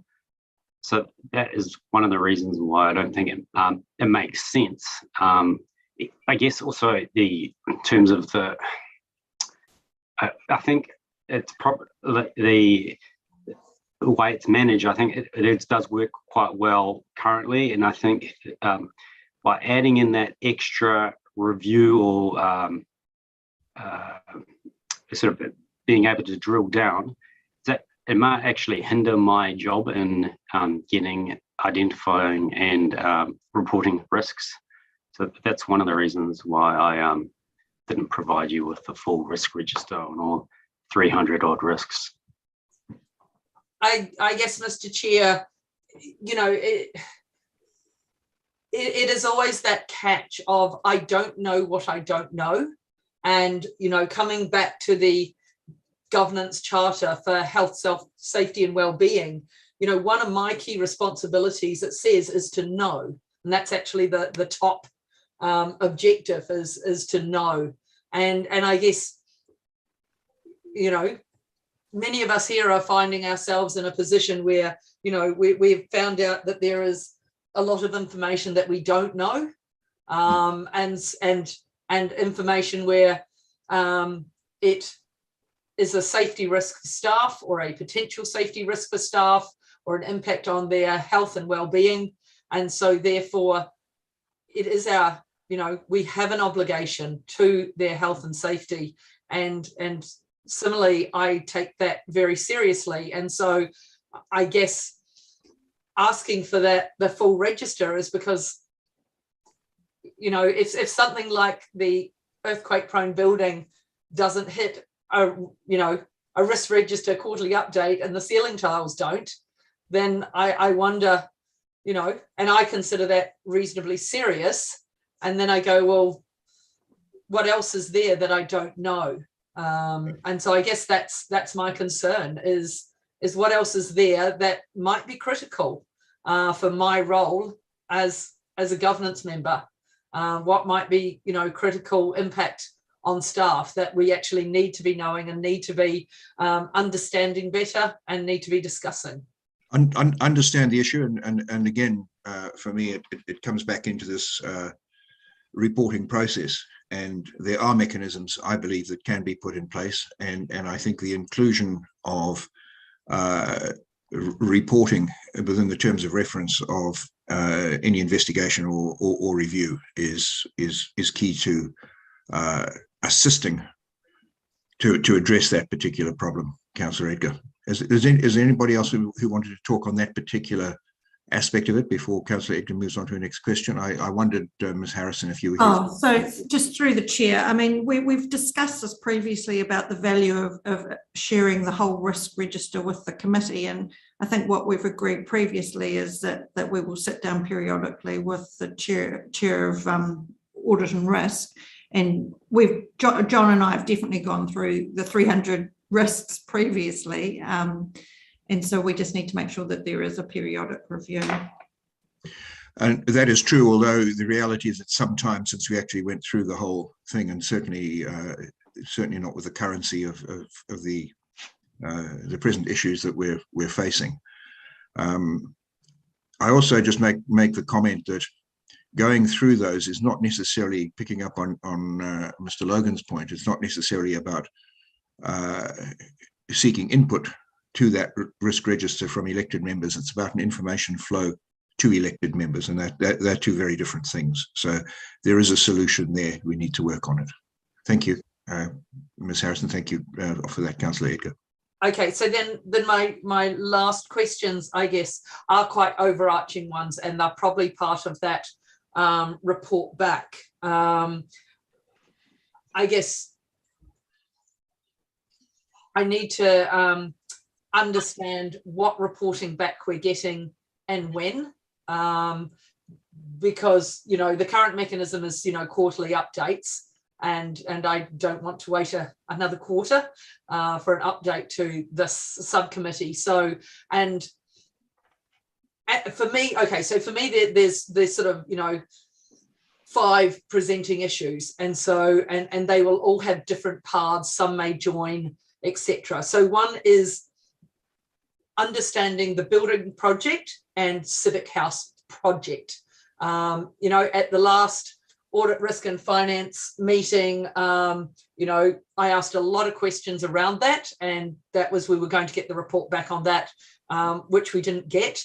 So we still need to understand that project and where it sits and what is happening, because, elected members sign that off as part of the long-term plan. That's a year ago now, and we were told that was a critical health and safety matter that needed to be addressed. But as was identified in the February audit, risk and finance report, the budget was on orange and the time frame was on red, and so sort of more detail on that project. The other part, which I think needs to be decoupled from that project in some ways, I know they overlap, but our health and safety and well-being liabilities and the risk assessments and what is happening with that. And that's one where, I don't know, at this stage, I probably wouldn't mind, weekly or something. We did have that good email from the chief executive late last week. Are we going to anticipate seeing things like that weekly for a short period, or what's the plan on that element? So that's what I mean is some are longer term solutions, some have this immediacy. I saw Pat nodding on weekly updates. Yes, Councillor, sorry, Chief Executive.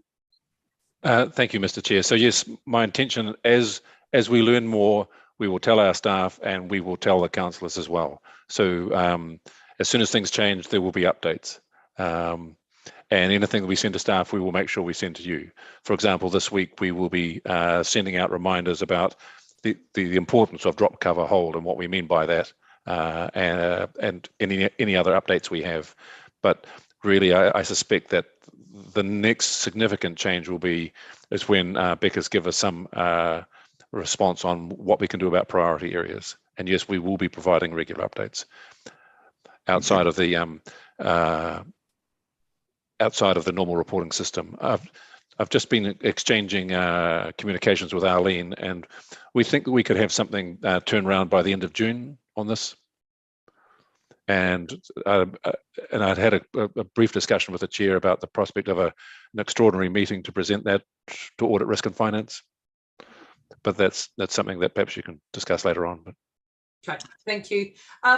My next overarching concern, which I think needs to be addressed, and it's slightly different to the other one I have, which is, the how did we get here, which is sort of nearly that process, internal systems one that has been discussed, but it's slightly separate to that, and that's the knowledge gaps and the efficacy of the information from which we're basing decisions, because we've had reports at different points of time and they don't seem to be linking together, so there's a ceiling tile report, but then there's the Becker report, but there's gaps between the two, and there's acknowledgement that some of the information doesn't necessarily align. It's like, so and this seems to some of these gaps and some of the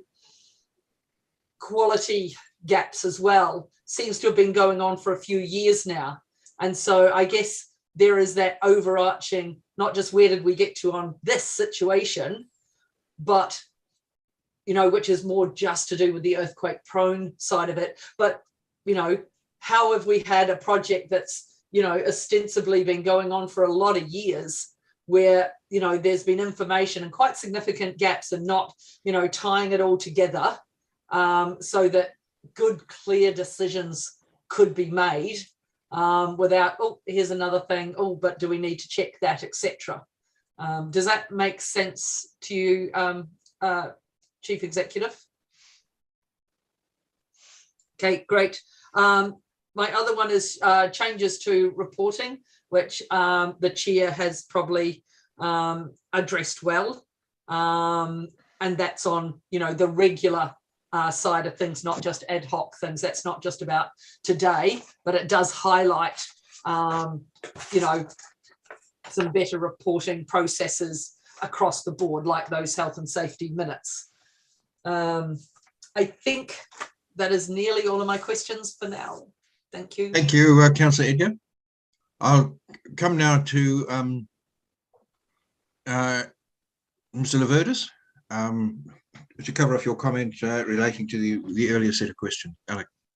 Thank you through the chair. I just thought it would be worthwhile for the subcommittee to, in relation to a question that was asked by Councillor Sanson, back in 2008, I think it was, this area experienced a massive wind event, and from memory, it was a 1 in 1,000 year event, and it caused quite some considerable damage around the area.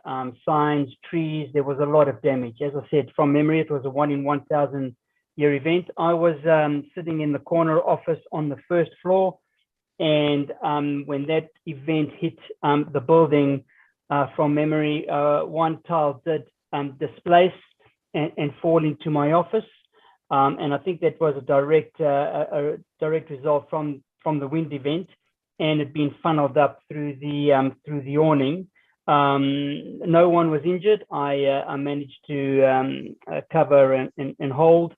That situation was abnormal, as I said. That's akin to an earthquake, and as a result, back then, that office that whole floor is open plan now, and the edges were secured. So I just wanted to, for clarity,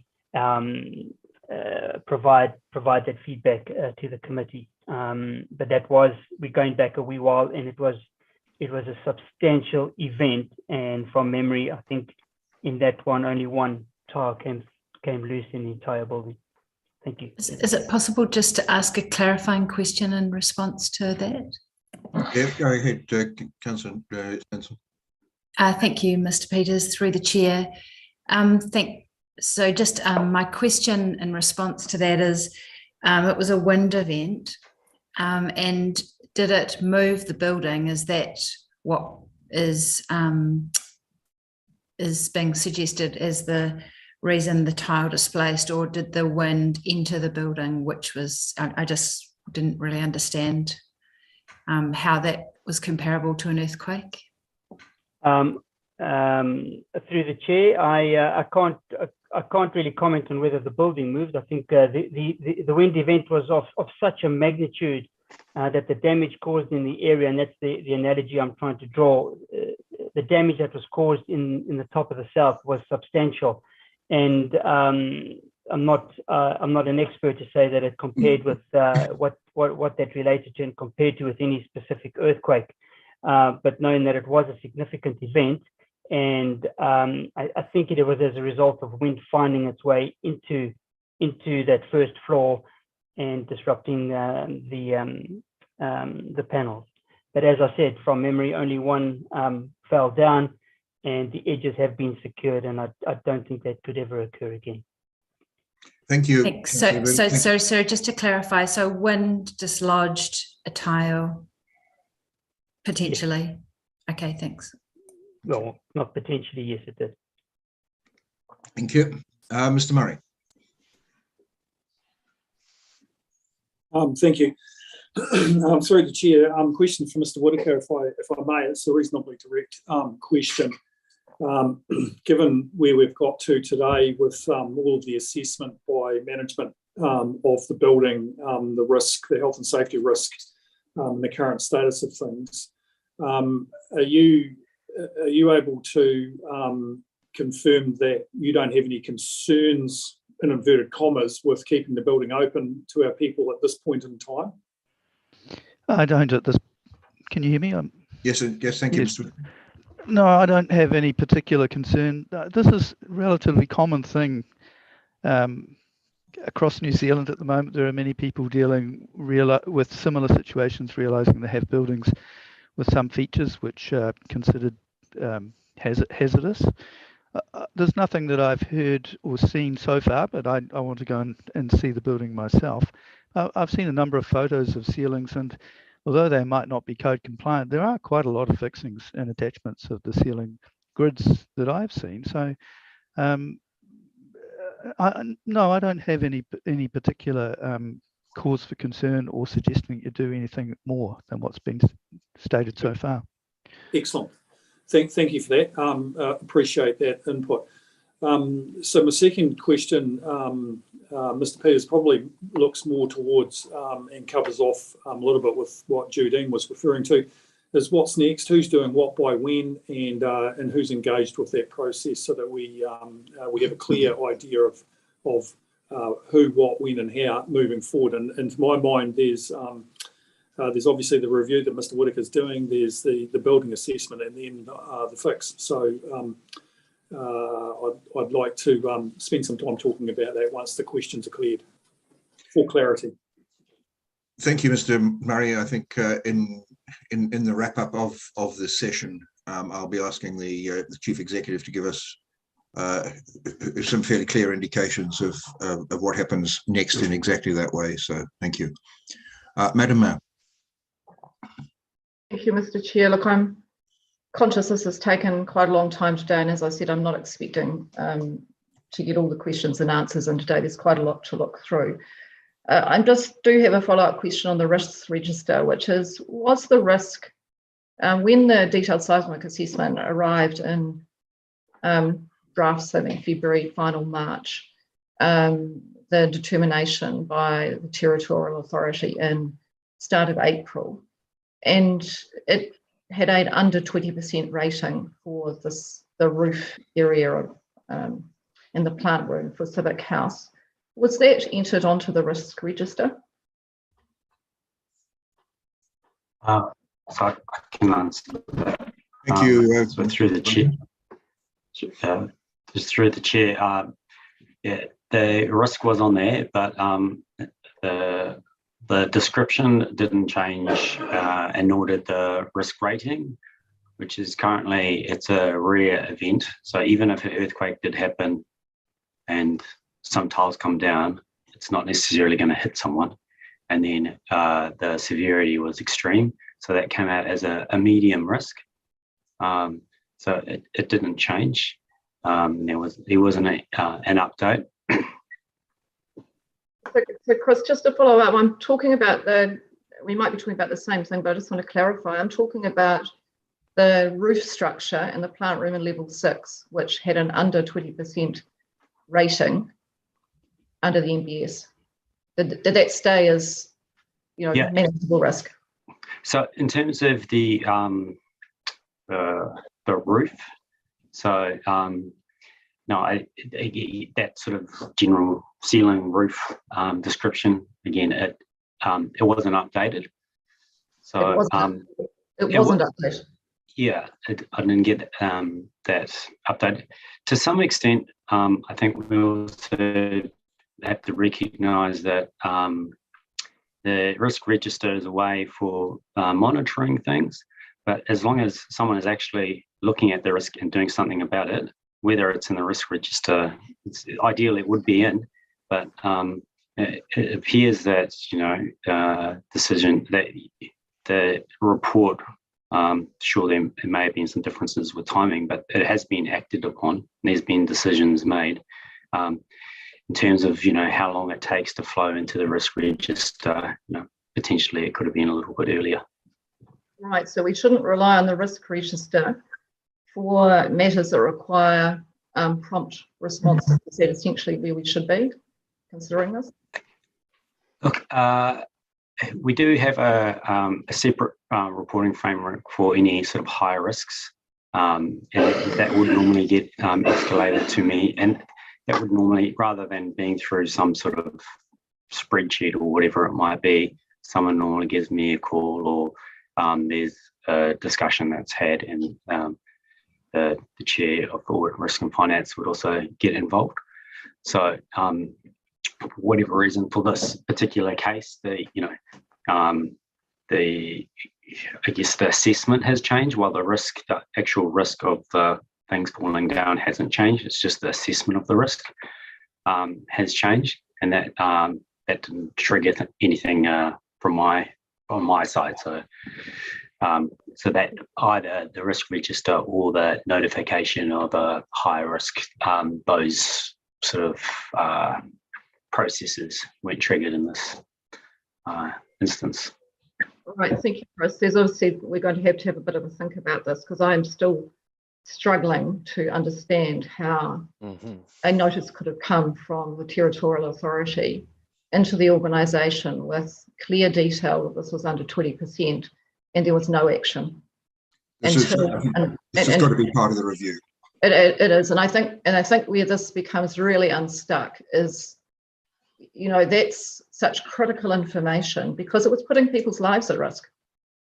It was putting people's lives at risk, because if it wasn't, why were suddenly people removed from that floor without even going through the risk assessment, the decision framing work that Malcolm referred to before? It was concluded that it was sufficient that people needed to leave. Now, whether that was the correct assessment or not, I don't know, because we haven't got a decision framework, but Becca have made some comment around and consider that to be an appropriate response. What concerns me is that that material, from what the chief executive has told us, was he didn't know about it. No senior manager in the room with us 11 days ago knew about it, and yet the building consent authority, the territory, they has sent a notice to us with that information. And fundamentally, I need to understand how we could have a system of looking after the health and safety of people at work that didn't address that issue immediately. And probably when we're talking ceiling tiles and other matters, actually, if I was to look at the one thing here that is really concerning me, it is the fact that we put, on the basis of what you're all telling me, the organisation put people's lives at risk. And the only way we discovered that was as a result of a councillor asking an intelligent question: how much below 37% was that rating? So I think we've got that issue to deal with. Just in terms of the ceiling tiles, and the chief executive needs time to work out how that scenario has come to play. Yeah. But just in relation to the ceiling tiles, I'm just going to note that from an elected member perspective, we have had an activity management plan now for a period of time that is very, very clear that the remedial work on the tiles, and the last one reads that heavy plaster ceiling tiles throughout most floors have been identified as an earthquake risk through an engineer's assessment. And there are a number of those assessments. We could go back to the JSK assessment in 2017, which concluded less than 10%. The grid that supports them is not compliant with the building standards, and that's correct. You don't have to do it immediately, but you need to be working towards it. And the heavy tile is a significant risk in an earthquake. A risk assessment's been completed to prioritise a program of tile replacements. Renewal work of the tiles is underway in 2021-22, ahead of the floor-by-floor upgrades, with the final work expected to be completed by 21-22. Work done to date has secured some tiles in the building, but more is underway. And so we have worked on the basis that that is happening. I want to understand how it appears from listening to this that at some point there's been some management decisions or thinking to take a different approach. And as far as I can see, that has not been reported through this committee or any other committee. So I just need to really understand that, because our expectations were that those tiles would be replaced ahead of the 4x4 level, because they were brought to us as the most important health and safety risk to the people using the building. So I think there are a couple of areas I really want some focus on, Mr. Chair. I'm not sure how you plan to frame up that today, and I think probably the Chief Executive needs some time to go away and sort of think about the steps he wants to take to work through this process, and maybe we need to come back and have an extraordinary Audit, Risk and Finance Committee meeting. And as we heard earlier, that was one of the points that was discussed between myself and the chair, was the possibility of an extraordinary meeting to do that. What this session is useful about, and what I'm really keen to try and maximize the time that we've got left, and I recognize we are very close. We've still got some stuff to work through, but I'm not diminishing the importance of this discussion. But I think the huge value in this is ensuring that the review that is inevitably going to take place is focusing on the right things, and so that question of reporting, I think, is an absolutely key one. And that's the standard reporting. I think the other one, using this situation as a prime example, is the one about information flow and the actions arising as a consequence of that allows us to ensure that if those decisions are being made, the right people are informed, and those decisions are being made based on some good information. So I will be asking the Chief Executive in a moment as to whether he feels he has enough, and also Ms. Aklak, who I think has been drafting some terms of reference for wherever and however that review takes place, that we have got these key features there. So I'm quite keen that we do focus on getting the right things in that review at this point in time. As you say, Madam Mayor, we can't answer those questions, or none of us in this meeting can answer those questions at this time, but we can recognise they need to be answered. So, do you have any more, Madam Mayor? Not today, Mr. Chair. Thank you. Councillor Edgar, I think you have your hand up again. Yeah, just two quick final ones, and then then I've got my general questions on the risk report, but you might want staff to sum up after the earthquake prone and ceiling tile questions. Yes, please. So yeah, just and I could be wrong, but have level 5, our tenants, left the building, or yeah, have they left the building? And if so, what advice were they given? Chief Executive.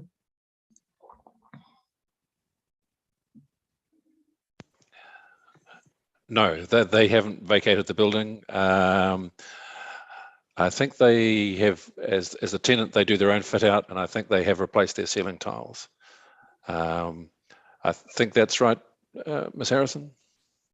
Yes, through the chair. They so when we with the level 6 roof, they sought more information from us on that risk to their level, and we were able to answer their questions.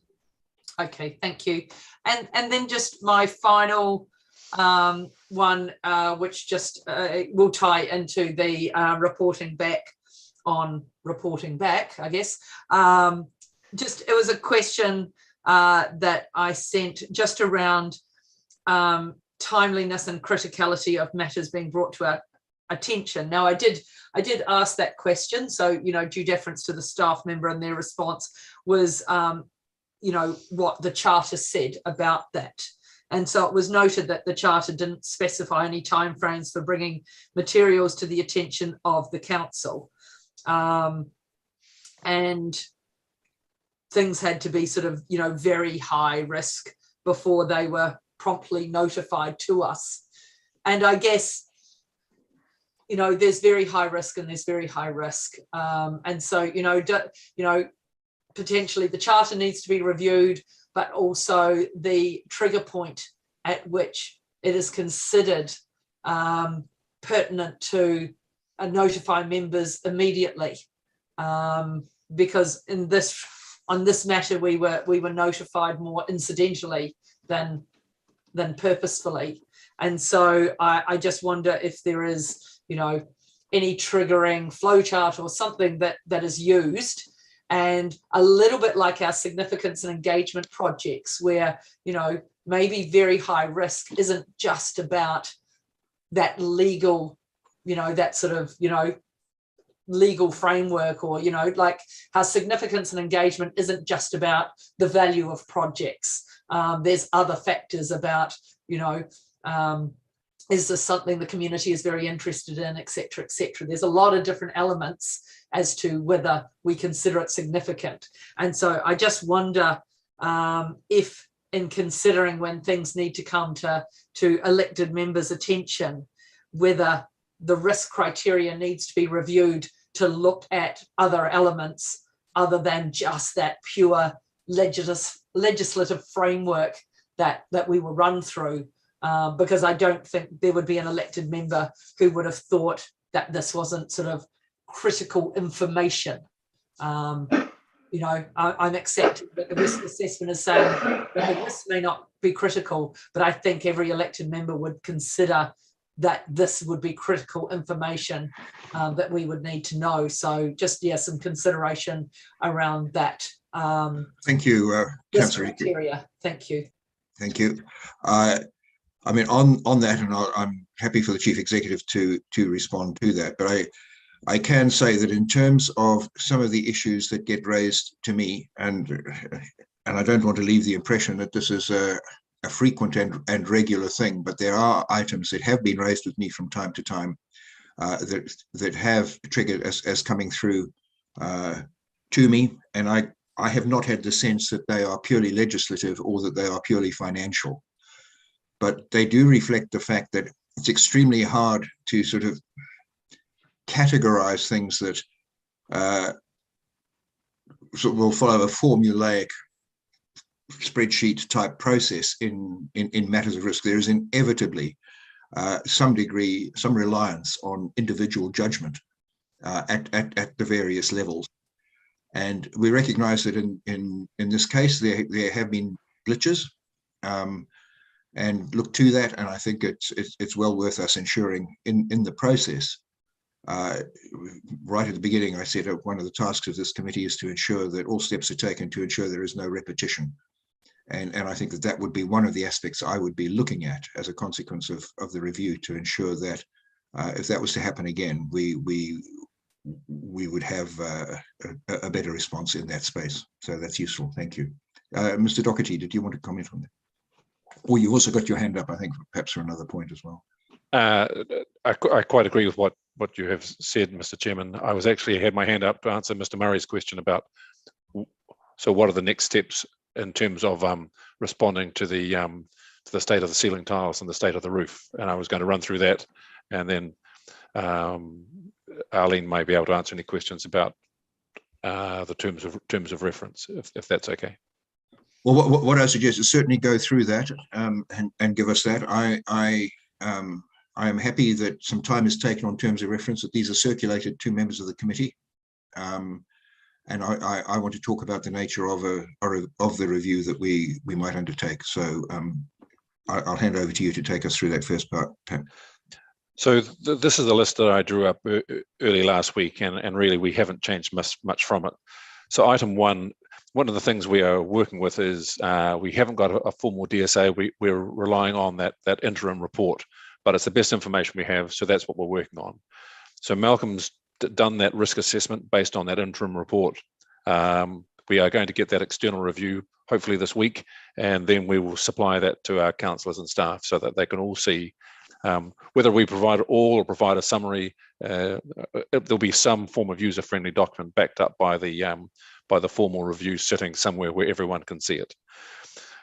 We've commissioned the formal DSA, detailed seismic assessment of the ceiling tiles by Beckers, and they're going to talk with the engineer who wrote the interim report and provide that to us, which we think we will take 6 to 8 weeks. But there will also be an initial focus on priority areas, the high risk areas where we can perhaps, we would like to be able to initiate repairs as soon as possible. As I said, the final report in 6 to 8 weeks. The other thing that we also need advice on is how to stabilize the roof. We haven't been able to get any firm advice on the failure mode, but it's a concern that there's a prospect that it might fall onto Halifax Street.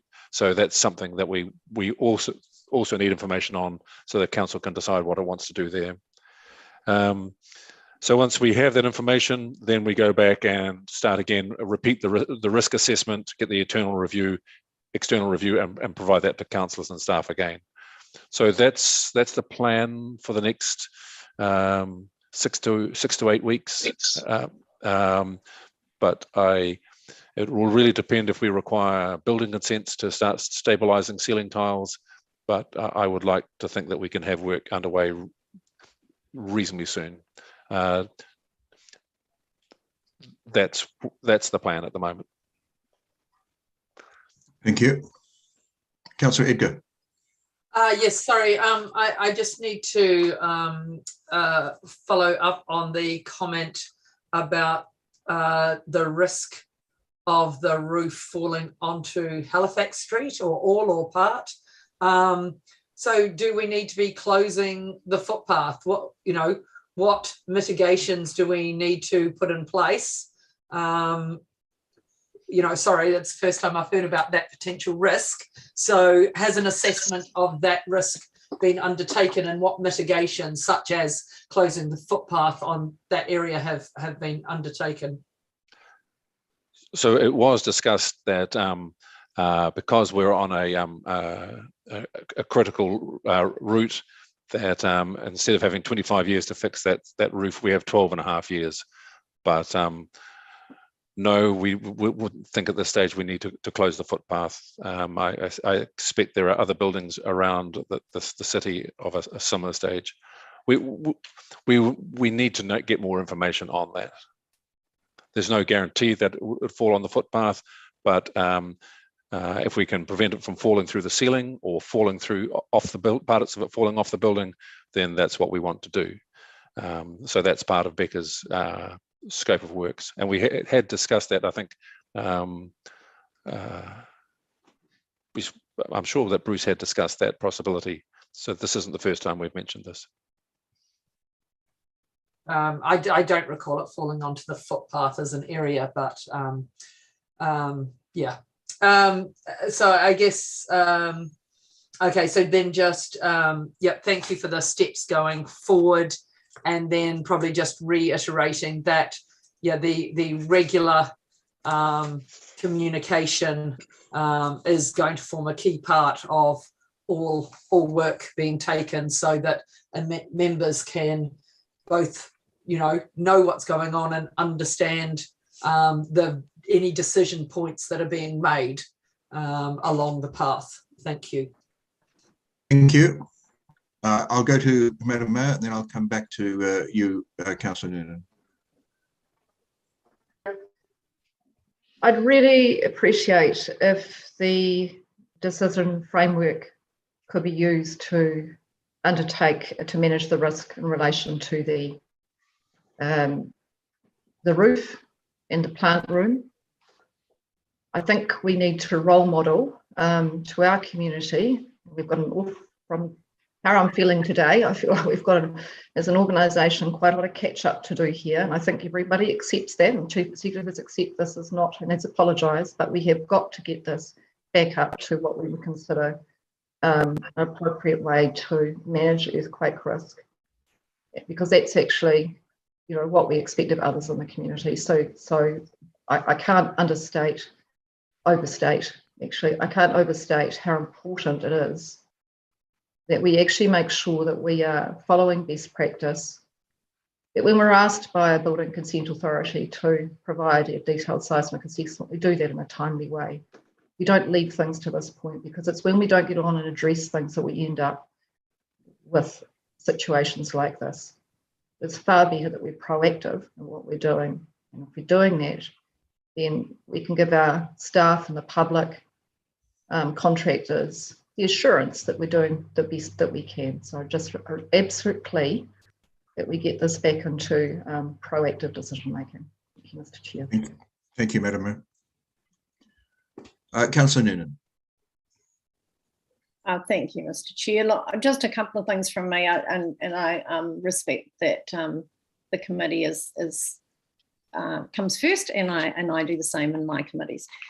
Just a couple of things. Look, I think the crux of the matter for me is why the Chief Executive didn't know earlier, and that makes me lose quite a lot of faith and confidence, because, and we must have faith and confidence in the organisation, but I guess it raises a question of what else is there that we don't know about.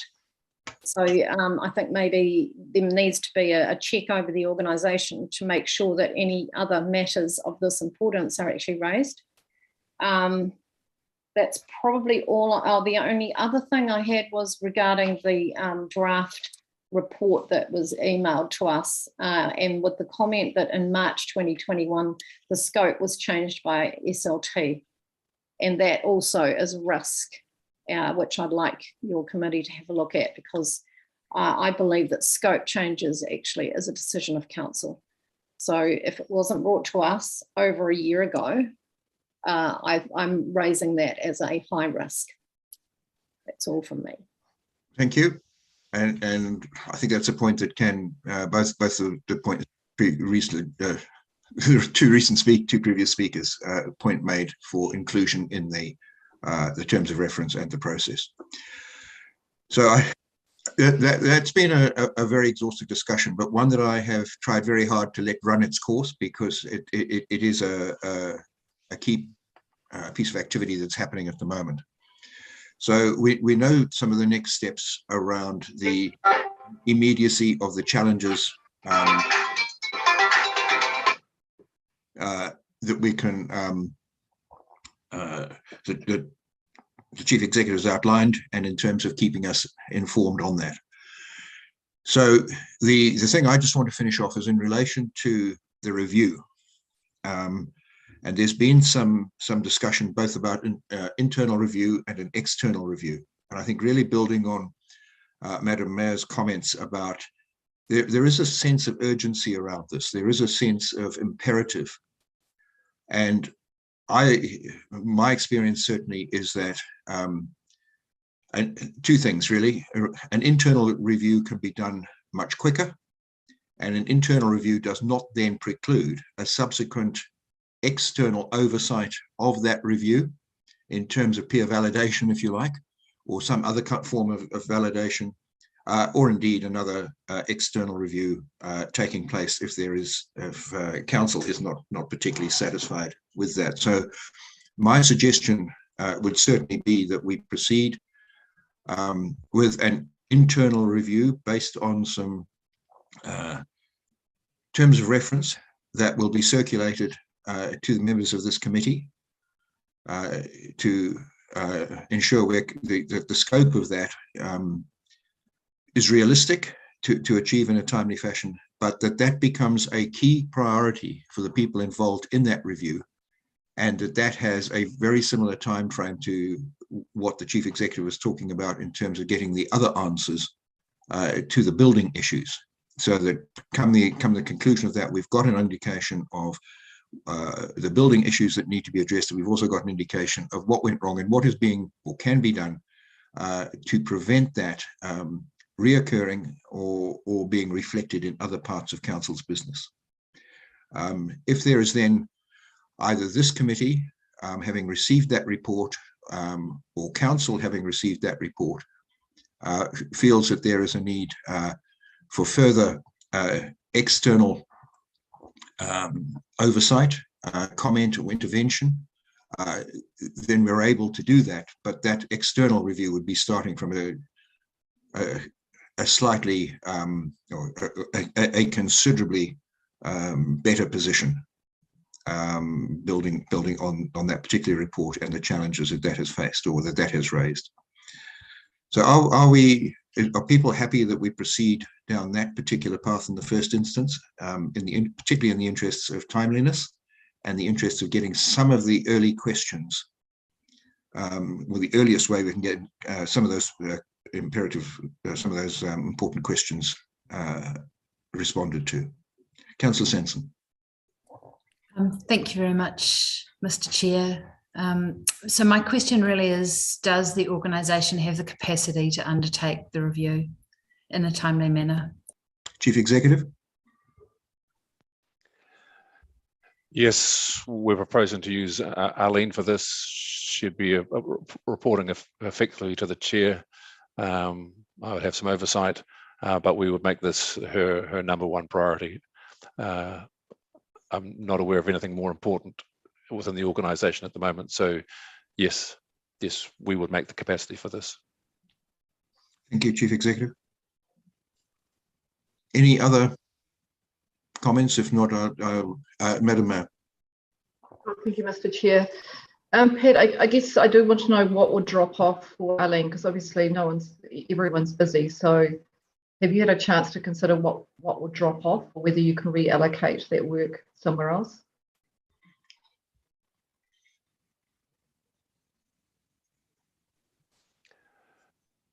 Arlene may be able to outline what her work plan had been for the next month to 6 weeks. It might be better for her to talk about that. But to be fair, I only spoke to Arlene about this yesterday morning, so she may not have had much time.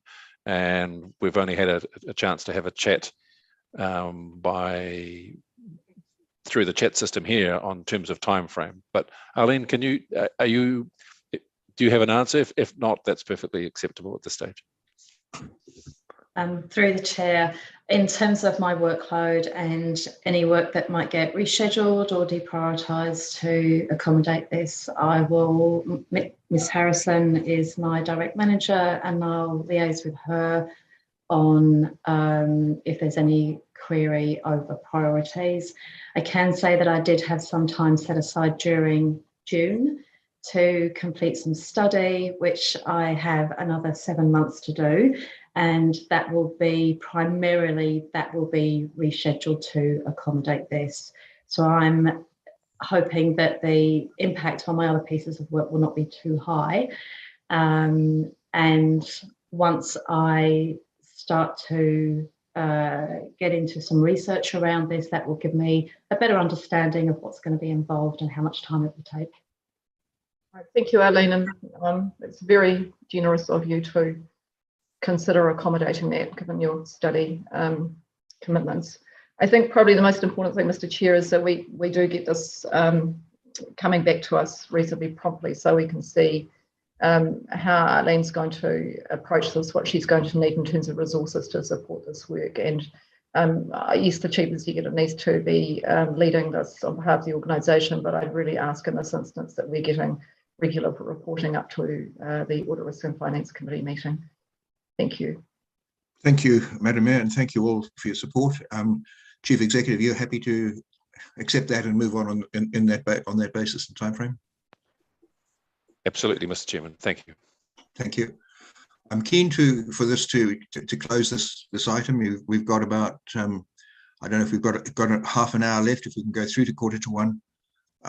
But I do want to try and cover off as much as we can. But Dean, I'll take one final. Councillor Edgar, I'll take one final point from you. I was just noting that I had reminding you I had questions on this actual report. Yes. So what just looking at it, there are still a number of things. There's the rest of the risk report. There's the rest of the health and safety report. There's the health and safety report, which I think mostly we've covered off. And then we've got the finance report and the public excluded. I'd like people to let me know. I'm not sure if we're going to get through all of that, in which case we might just have to hold those reports on the table. But if anybody has any pressing questions on any of those matters, given the fact that we only have a quarterly meeting, but also we may have a special meeting relating to this item, we might be able to cover off some of those.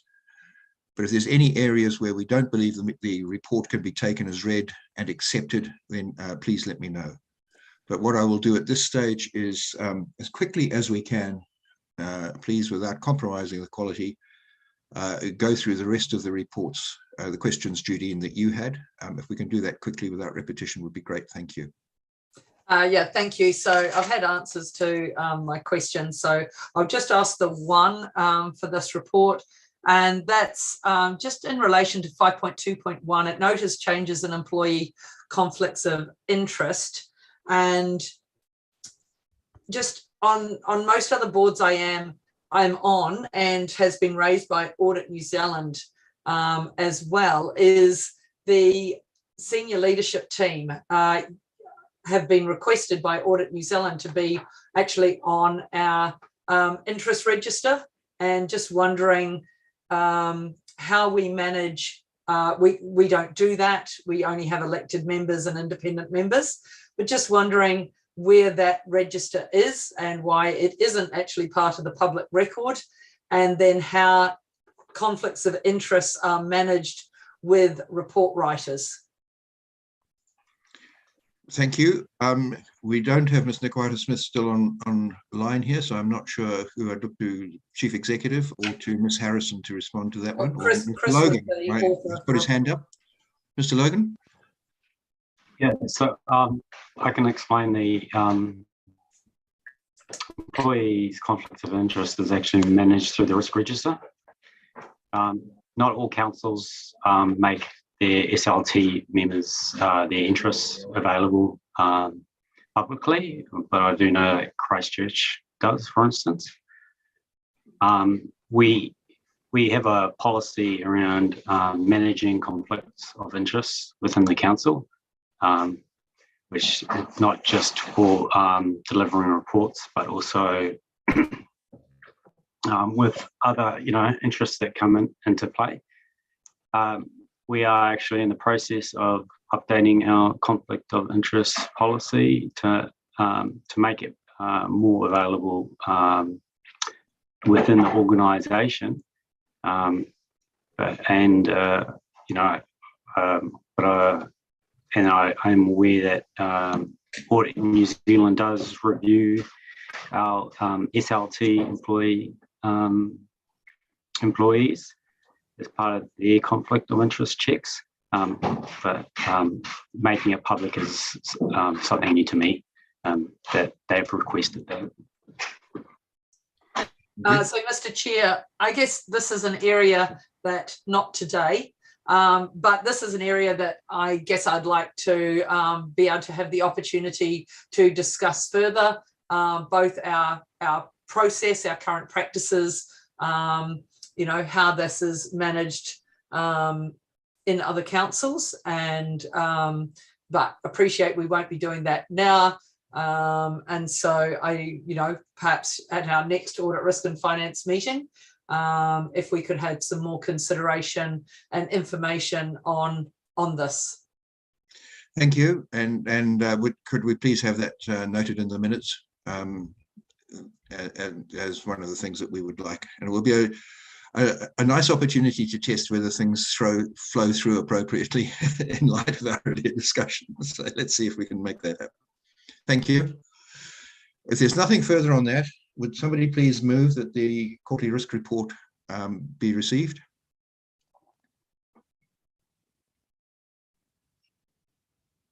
Thank you, Councillor Edgar. Do I have a seconder for that?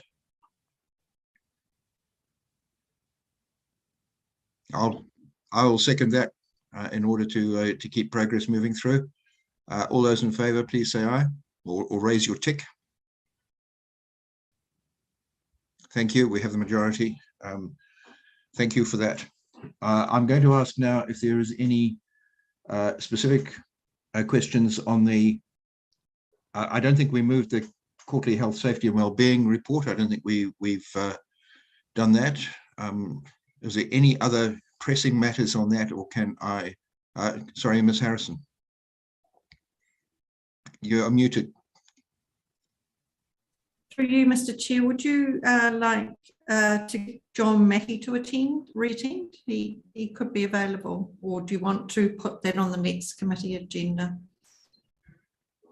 I think we're going to have to put it on the next committee agenda, in all honesty, and I will apologise to John, but I know he was wanting to give us an update about where things are at, and I think that's something that we could probably provide online to members. Nikki, maybe we could just get a half-page update of the audit process that we could send out separately, with our thanks to John, but I think we need to continue through with some of the other aspects that we've got. Councillor Edgar.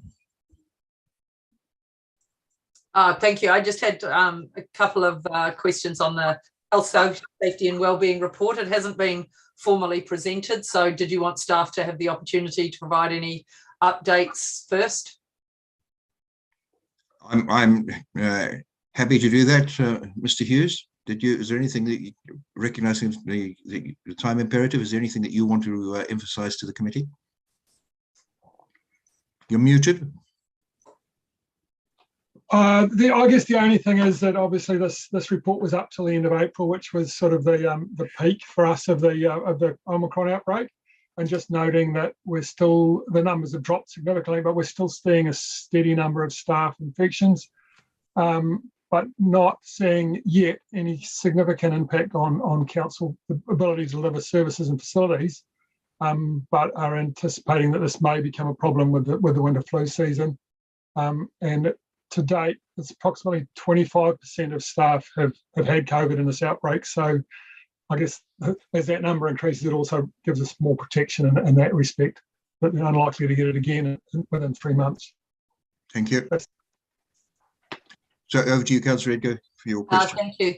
Yeah, just in relation to 5.1 incidents and note, and I have had a reply to my question from Mr. Hughes. But I think it is important to note in the report whether the incidents were notifiable or not under the Health and Safety and Welfare Act, because that is a critical point of difference, and that would just be an extra line.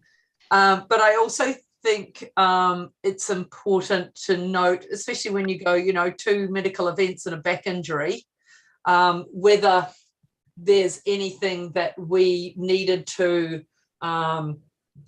adjust, change as a result of these incidents. They are incidents of note. So I think, there's just that, sort of that closing the loop. Were they notifiable? But also, is there anything we've needed to change as a result of that? So just if I could have that clarification on those incidents. Mr. Hughes. Yeah, through the chair. So when we say incident, I agree with the point about notifiable incidents under the Health and Safety at Work Act. I will put a category in there. However, in most cases, it will be there's no notifiable incidents because, and that's the case in this case too. We very occasionally have those, which is good. And I guess the medical incidents are in there because the potential likelihood, we've had a fatality from a medical incident in a library, but it's actually not a, it's been through no cause or anything to do with the workplace or what's going on. It's just been that person's state of health at the time they've been in a council workplace.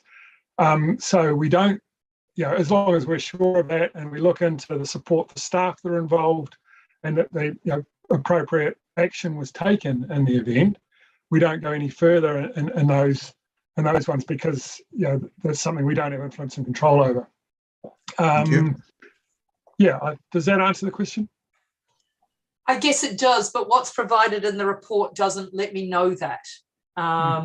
Because it just says injury, illness, incidents included 2 medical events and a back injury while lifting.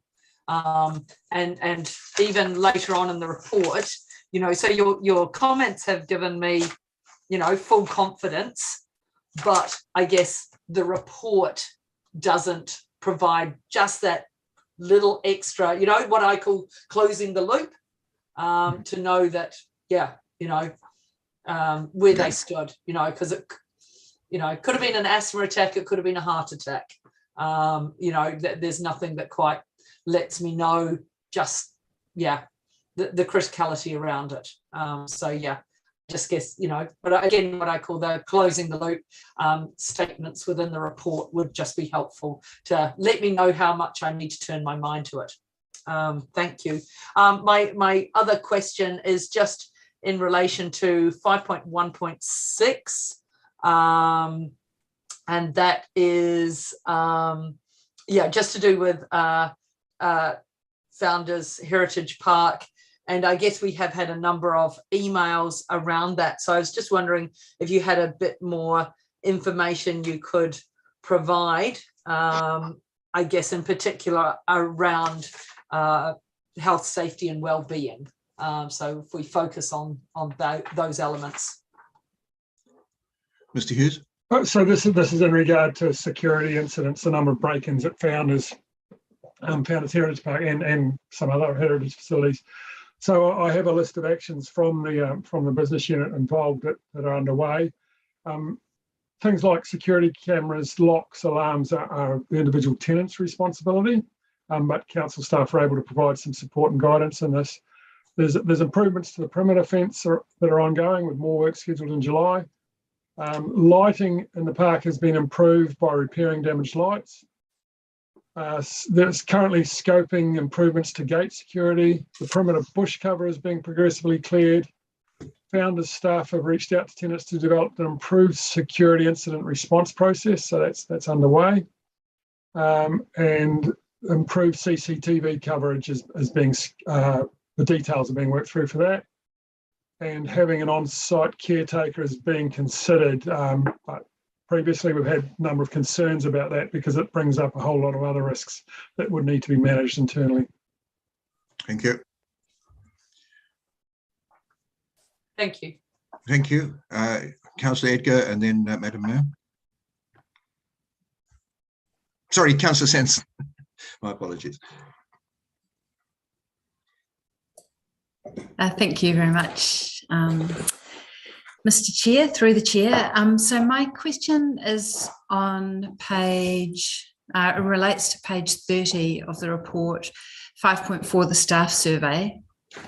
I note that it highlights improvements, that there's an improved score for health, safety and wellbeing, and that the senior leadership team creates a culture where health and safety is actively led from the top, which is great that there's been an improvement in that area. What I'm interested in, I guess, from a governance perspective, is what the staff survey highlights in terms of areas that the organisation should be focusing on. I'm just wondering if there's any particular areas. Can I just interject here? I don't know that that is the material for this particular committee. I think that may be for Chief Executive Employment Committee or for Council. I'm personally quite interested in it, but I think the aspects of the survey relating to health and safety are the ones that are important here, and I think councillors should seek an opportunity to get the other information not relating specifically to audit, risk, finance at the appropriate committee. So sorry, Councillor Sanson, while I'm extremely interested in that, I'm going to confine the staff survey issues to matters relating to audit, risk and finance at this time, both in the interests of time and I think of propriety. Sure. So just to clarify, Mr. Chair, you don't think that this is a health and safety matter? I think if there is a health and safety matter arising from the staff survey, I would expect that to come from here. I do not accept that the entire survey is a health and safety matter. No, sure. So I'll ask a more specific question then, and maybe you can then give some, decide whether you think it's appropriate for it to be answered here or not. So as a result of the last staff survey in 2020, I raised the same question or concern around the results in terms of staff feeling safe to raise issues that are unpopular. And obviously that's, really important from a health and safety perspective, because if staff don't feel safe to raise issues that are unpopular, then we could end up with... I accept your point on that, and would ask for a comment if there is anything in the survey that specifically elucidates us or clarifies for us that there's been any measurement or movement on that. So who would like to respond to that one? Chief Executive, probably. There is a question along those lines, but I'm sorry, Mr. Chairman, there's 80 questions in that survey, and I'm not in a position to be able to answer that one question at the moment. I'd have to dive away for the next 5 or 10 minutes, dig out the survey and see what the results were. No, look, in a public meeting, I'm not going to try and recall the facts relating to that. I can get back to Councillor Sanson. I think it's on the staff survey results are on the CEC agenda, which I think be on. It wasn't in public excluded, so they are available to the councils. I think if they want to look at them, it's not something that we're keeping secret, but they were reported to CEC, and I think we also put them on our website because they are discoverable. So we try and front foot that. So there's nothing to hide with those results. Thank you.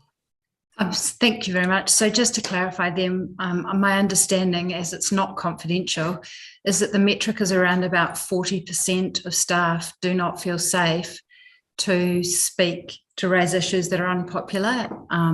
Having run my own organisation, I find that particularly interesting and somewhat concerning. So I'm just wondering whether that's something that can be considered through a health and safety lens. I think also from memory, we were better than the local government benchmark on that score as well. There's some that score well, some that don't score well, but I thought we did better than the local government benchmark. But again, that's caveated by the fact that you have clearly read the report more recently than me, Councillor Sanson. So I can't enter into a debate on this or answer your questions at the moment. You didn't give me any warning that these questions were coming, which would have been useful. Okay, thank you. We're not going to get through the agenda. That's evident. And perhaps it's right that we don't try and accelerate our way through to meet the time available. I would like some guidance, perhaps from somebody. Perhaps Ms. Harrison can advise me separately or on chat as to where that leaves us and what we need to do on the basis that we're not going to get through, and that I haven't. I'm not prepared to do it. We have got things like minutes in the public excluded, I think, have we, that need to be accepted, and so on. So I think all we can do at this stage is continue through this, and let me know what happens. I have failed, I'm afraid, but I with the best will in the world of trying to get through everything, it has to be a cooperative effort. So please let me know, and in the meantime, I'll just carry on. Through the chair, if I can, just from a governance issue, the draft annual internal audit plan, that item has a recommendation to council. So if we do need to adjourn matters, it might be useful if we could look at that matter before adjourning, just so that the recommendation can get to council. Thank you. Thank you, Mark. I appreciate that. So we've got a couple of minutes before I do that, and we'll take that item after we've closed off the health, safety and wellbeing report, but I'll finish off any new items relating to the health, safety and wellbeing report, please. Mary's. Thank you, Mr. Chair, and you certainly don't need to apologise around your chairing. You've had a quite challenging meeting.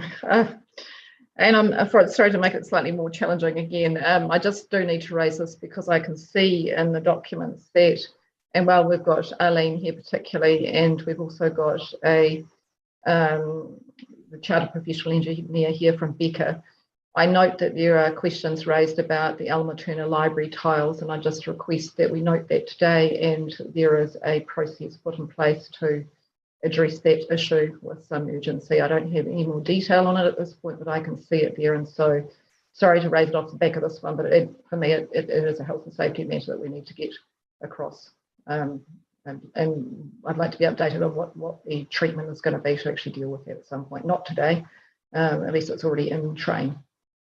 Thank you. Thank you. Can that please be noted, Pat, particularly perhaps in your activities over the next few weeks? Yes, Mr. Chair, it is one of the, we have specifically asked Beckers to look at the ceiling tiles in the library as well. So yes, that is in hand. Thank you. Just follow up, Chair, Mr. Chair. So in that case, Pat, just to be clear, are we going to go and get the detailed seismic assessment? Is that where we're heading? I'm just yes, right. So we're going to do, right. Excellent. I'm very pleased to hear that. Thank you. Thank you. Councillor Sanson. Thank you. So mine's probably just a question of clarification, really, following on from the Madam Mayor's question. Is it possible for somebody to clarify for me, is there similar ceiling tile risk in the library as in Civic House? And the reason I'm asking that is obviously we have lots of children and people, seniors and people with less mobility and, who couldn't necessarily dive under something. So it would just be helpful to know if there's similar risk to Civic House.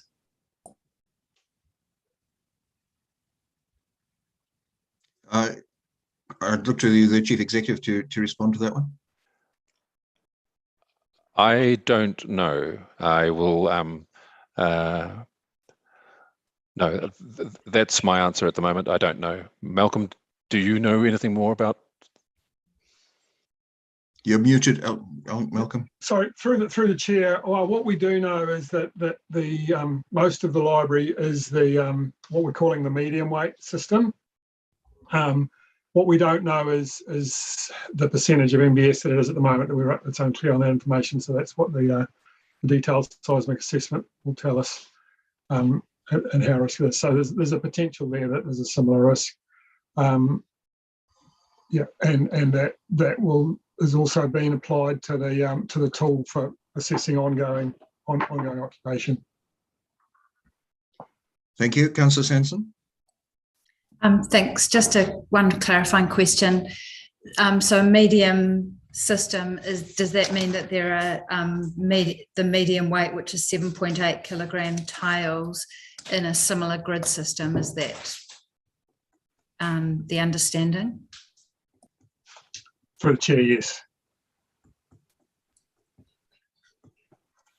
Okay, thanks. Thank you. Madam Mayor? Sorry to come back again. I guess I'm just listening to the questions and answers. I would like to know how long that risk has been identified. We've noticed we've got engineering reports, Pacific House ceiling tiles that have gone back some time. There's been no discussion around Elmer Turner. So could we just understand how long what information we've got there?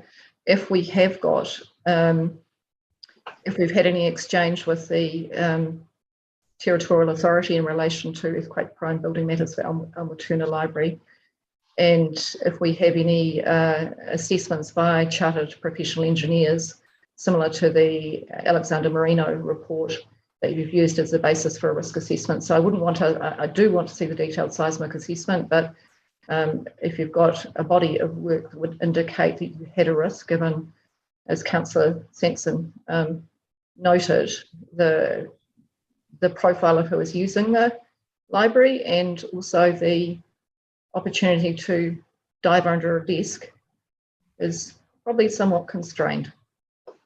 Thank you. Thank you. Ms. Acklock, you've noted that as part of the scope. Thank you. Thank you, Madam Mayor. If there's nothing further on that, would somebody please move that the Health, Safety and Wellbeing report be received?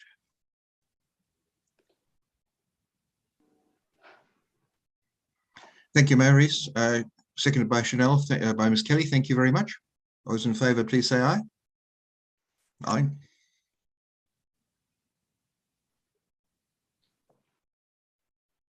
We've got enough. Thank you. Right. Now, in line with Mark's suggestion, I'm going to go to the internal audit plan, and particularly with a view to addressing any questions, hopefully that will allow us to receive that report and recommend to council that it be accepted or be approved. So, Mr. Logan, I'm going to take the report as read unless you've got any substantial changes to it. Through the chair, no changes. Thank you. So I'll take questions on that. Are there any questions relating to those? Councillor Edgar. Yes, so it notes that we do have opportunity for another ad hoc one, and so I don't know if we need to necessarily discuss this now, but I guess just, you know, Mr. Logan has heard the discussion, and just wondering if there is any, this might be something to consider now or something to consider that comes out of Ms. Acklock's report on Civic House, is just, I guess, you know, whether we need to consider, you know, reporting of critical health, safety and welfare matters, an order to those, whether that's something that we would consider adding now as an ad hoc one, or whether that's something that might be a secondary internal audit that might come out of the report that's being undertaken now. Can I just comment to the effect that if we put something in, like put that into the plan now, it ceases to become an ad hoc. The nature of ad hoc is that it gives us a space to respond to an imperative and an urgent issue of the day. So picking up on your point, Councillor Edgar, I think that may well be a valid topic, the timing of which sort of could be decided, but we don't have to pick. We don't have to put that in place now and take the space of or eliminate our ad hoc option right now. But I'll go to Mr. Logan to respond any further to that. Through the chair, I'm happy to add that as possibilities, and we do have lots of options in terms of timing, so we can wait for Mrs. Arkluck's report, and yeah, we can take it from there. Okay, thank you. My next one is in relation to planned audit number 2, and it talks about conflict of interest control effectiveness assessment.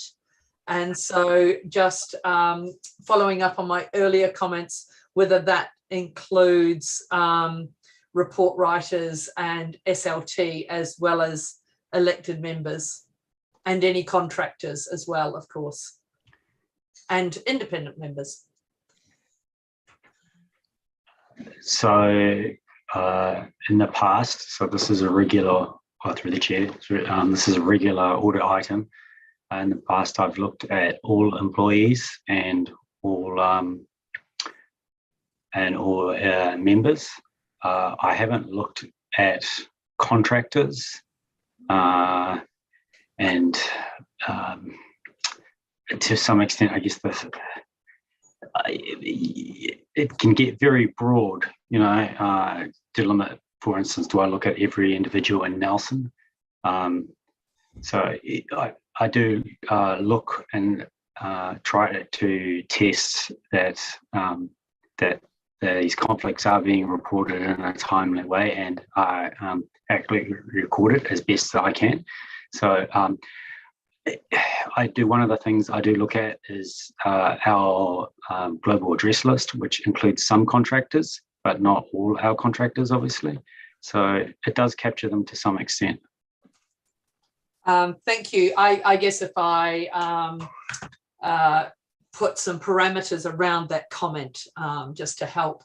So we do have contractors who provide reports to council, and some are critical decisions reports. So we've had you know, contractors who have provided reports on the library project, for example.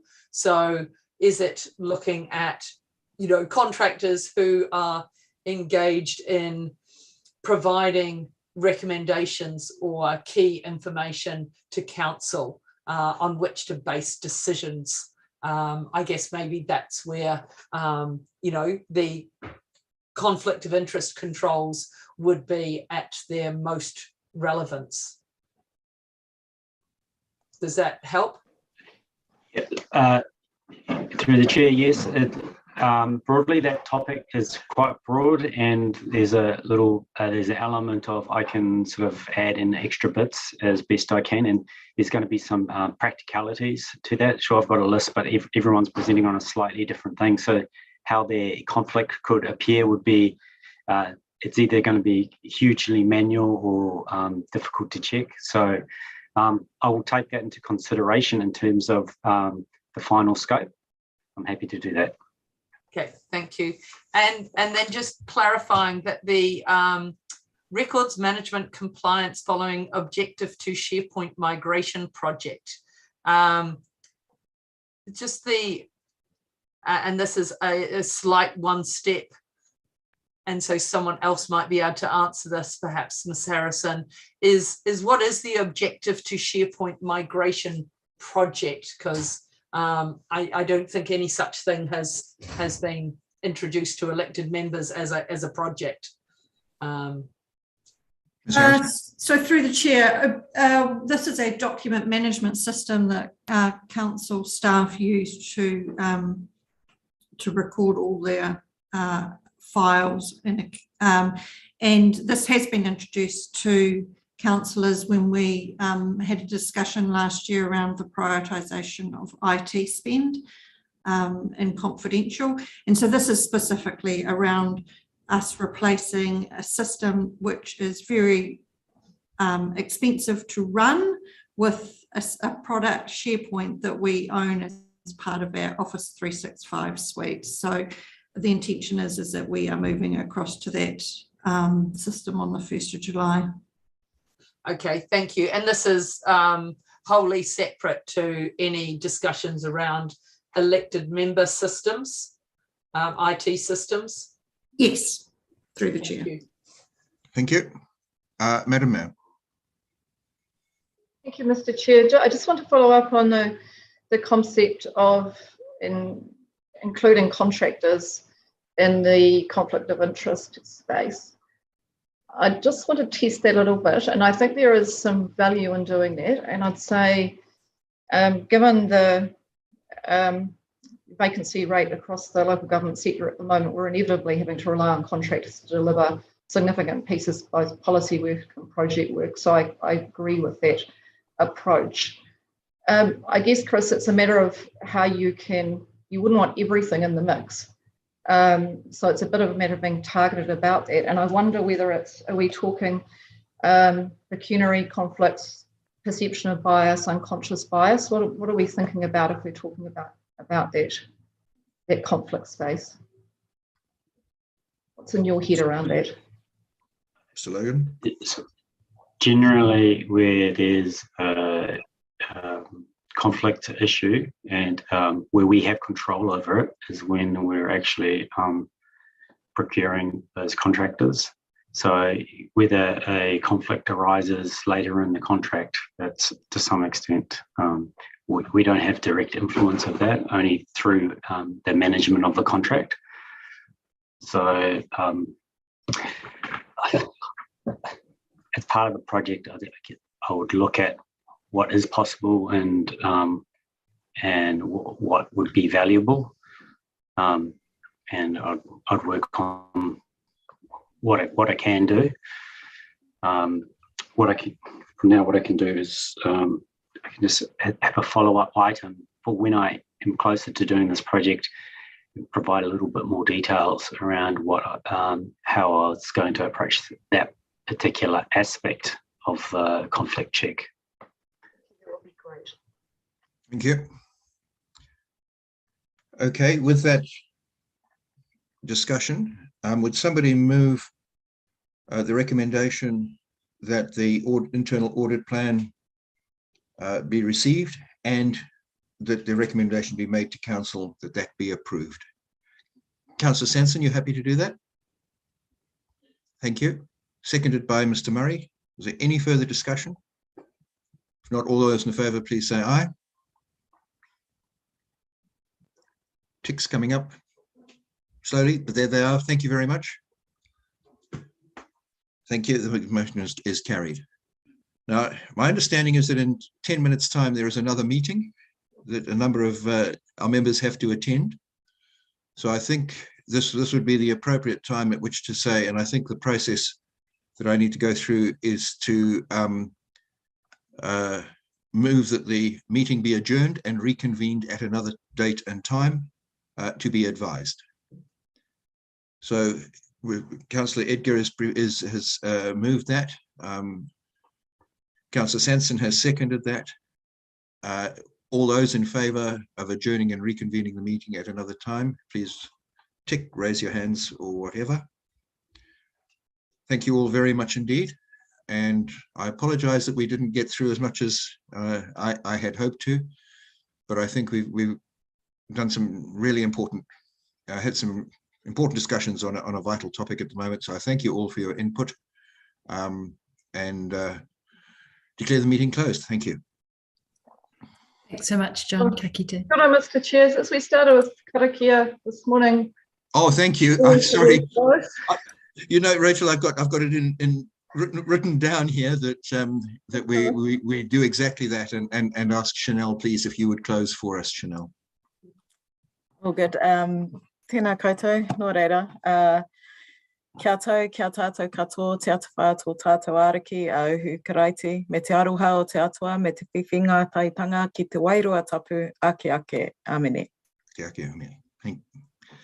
Kia ora, thank you very much. Thank you all.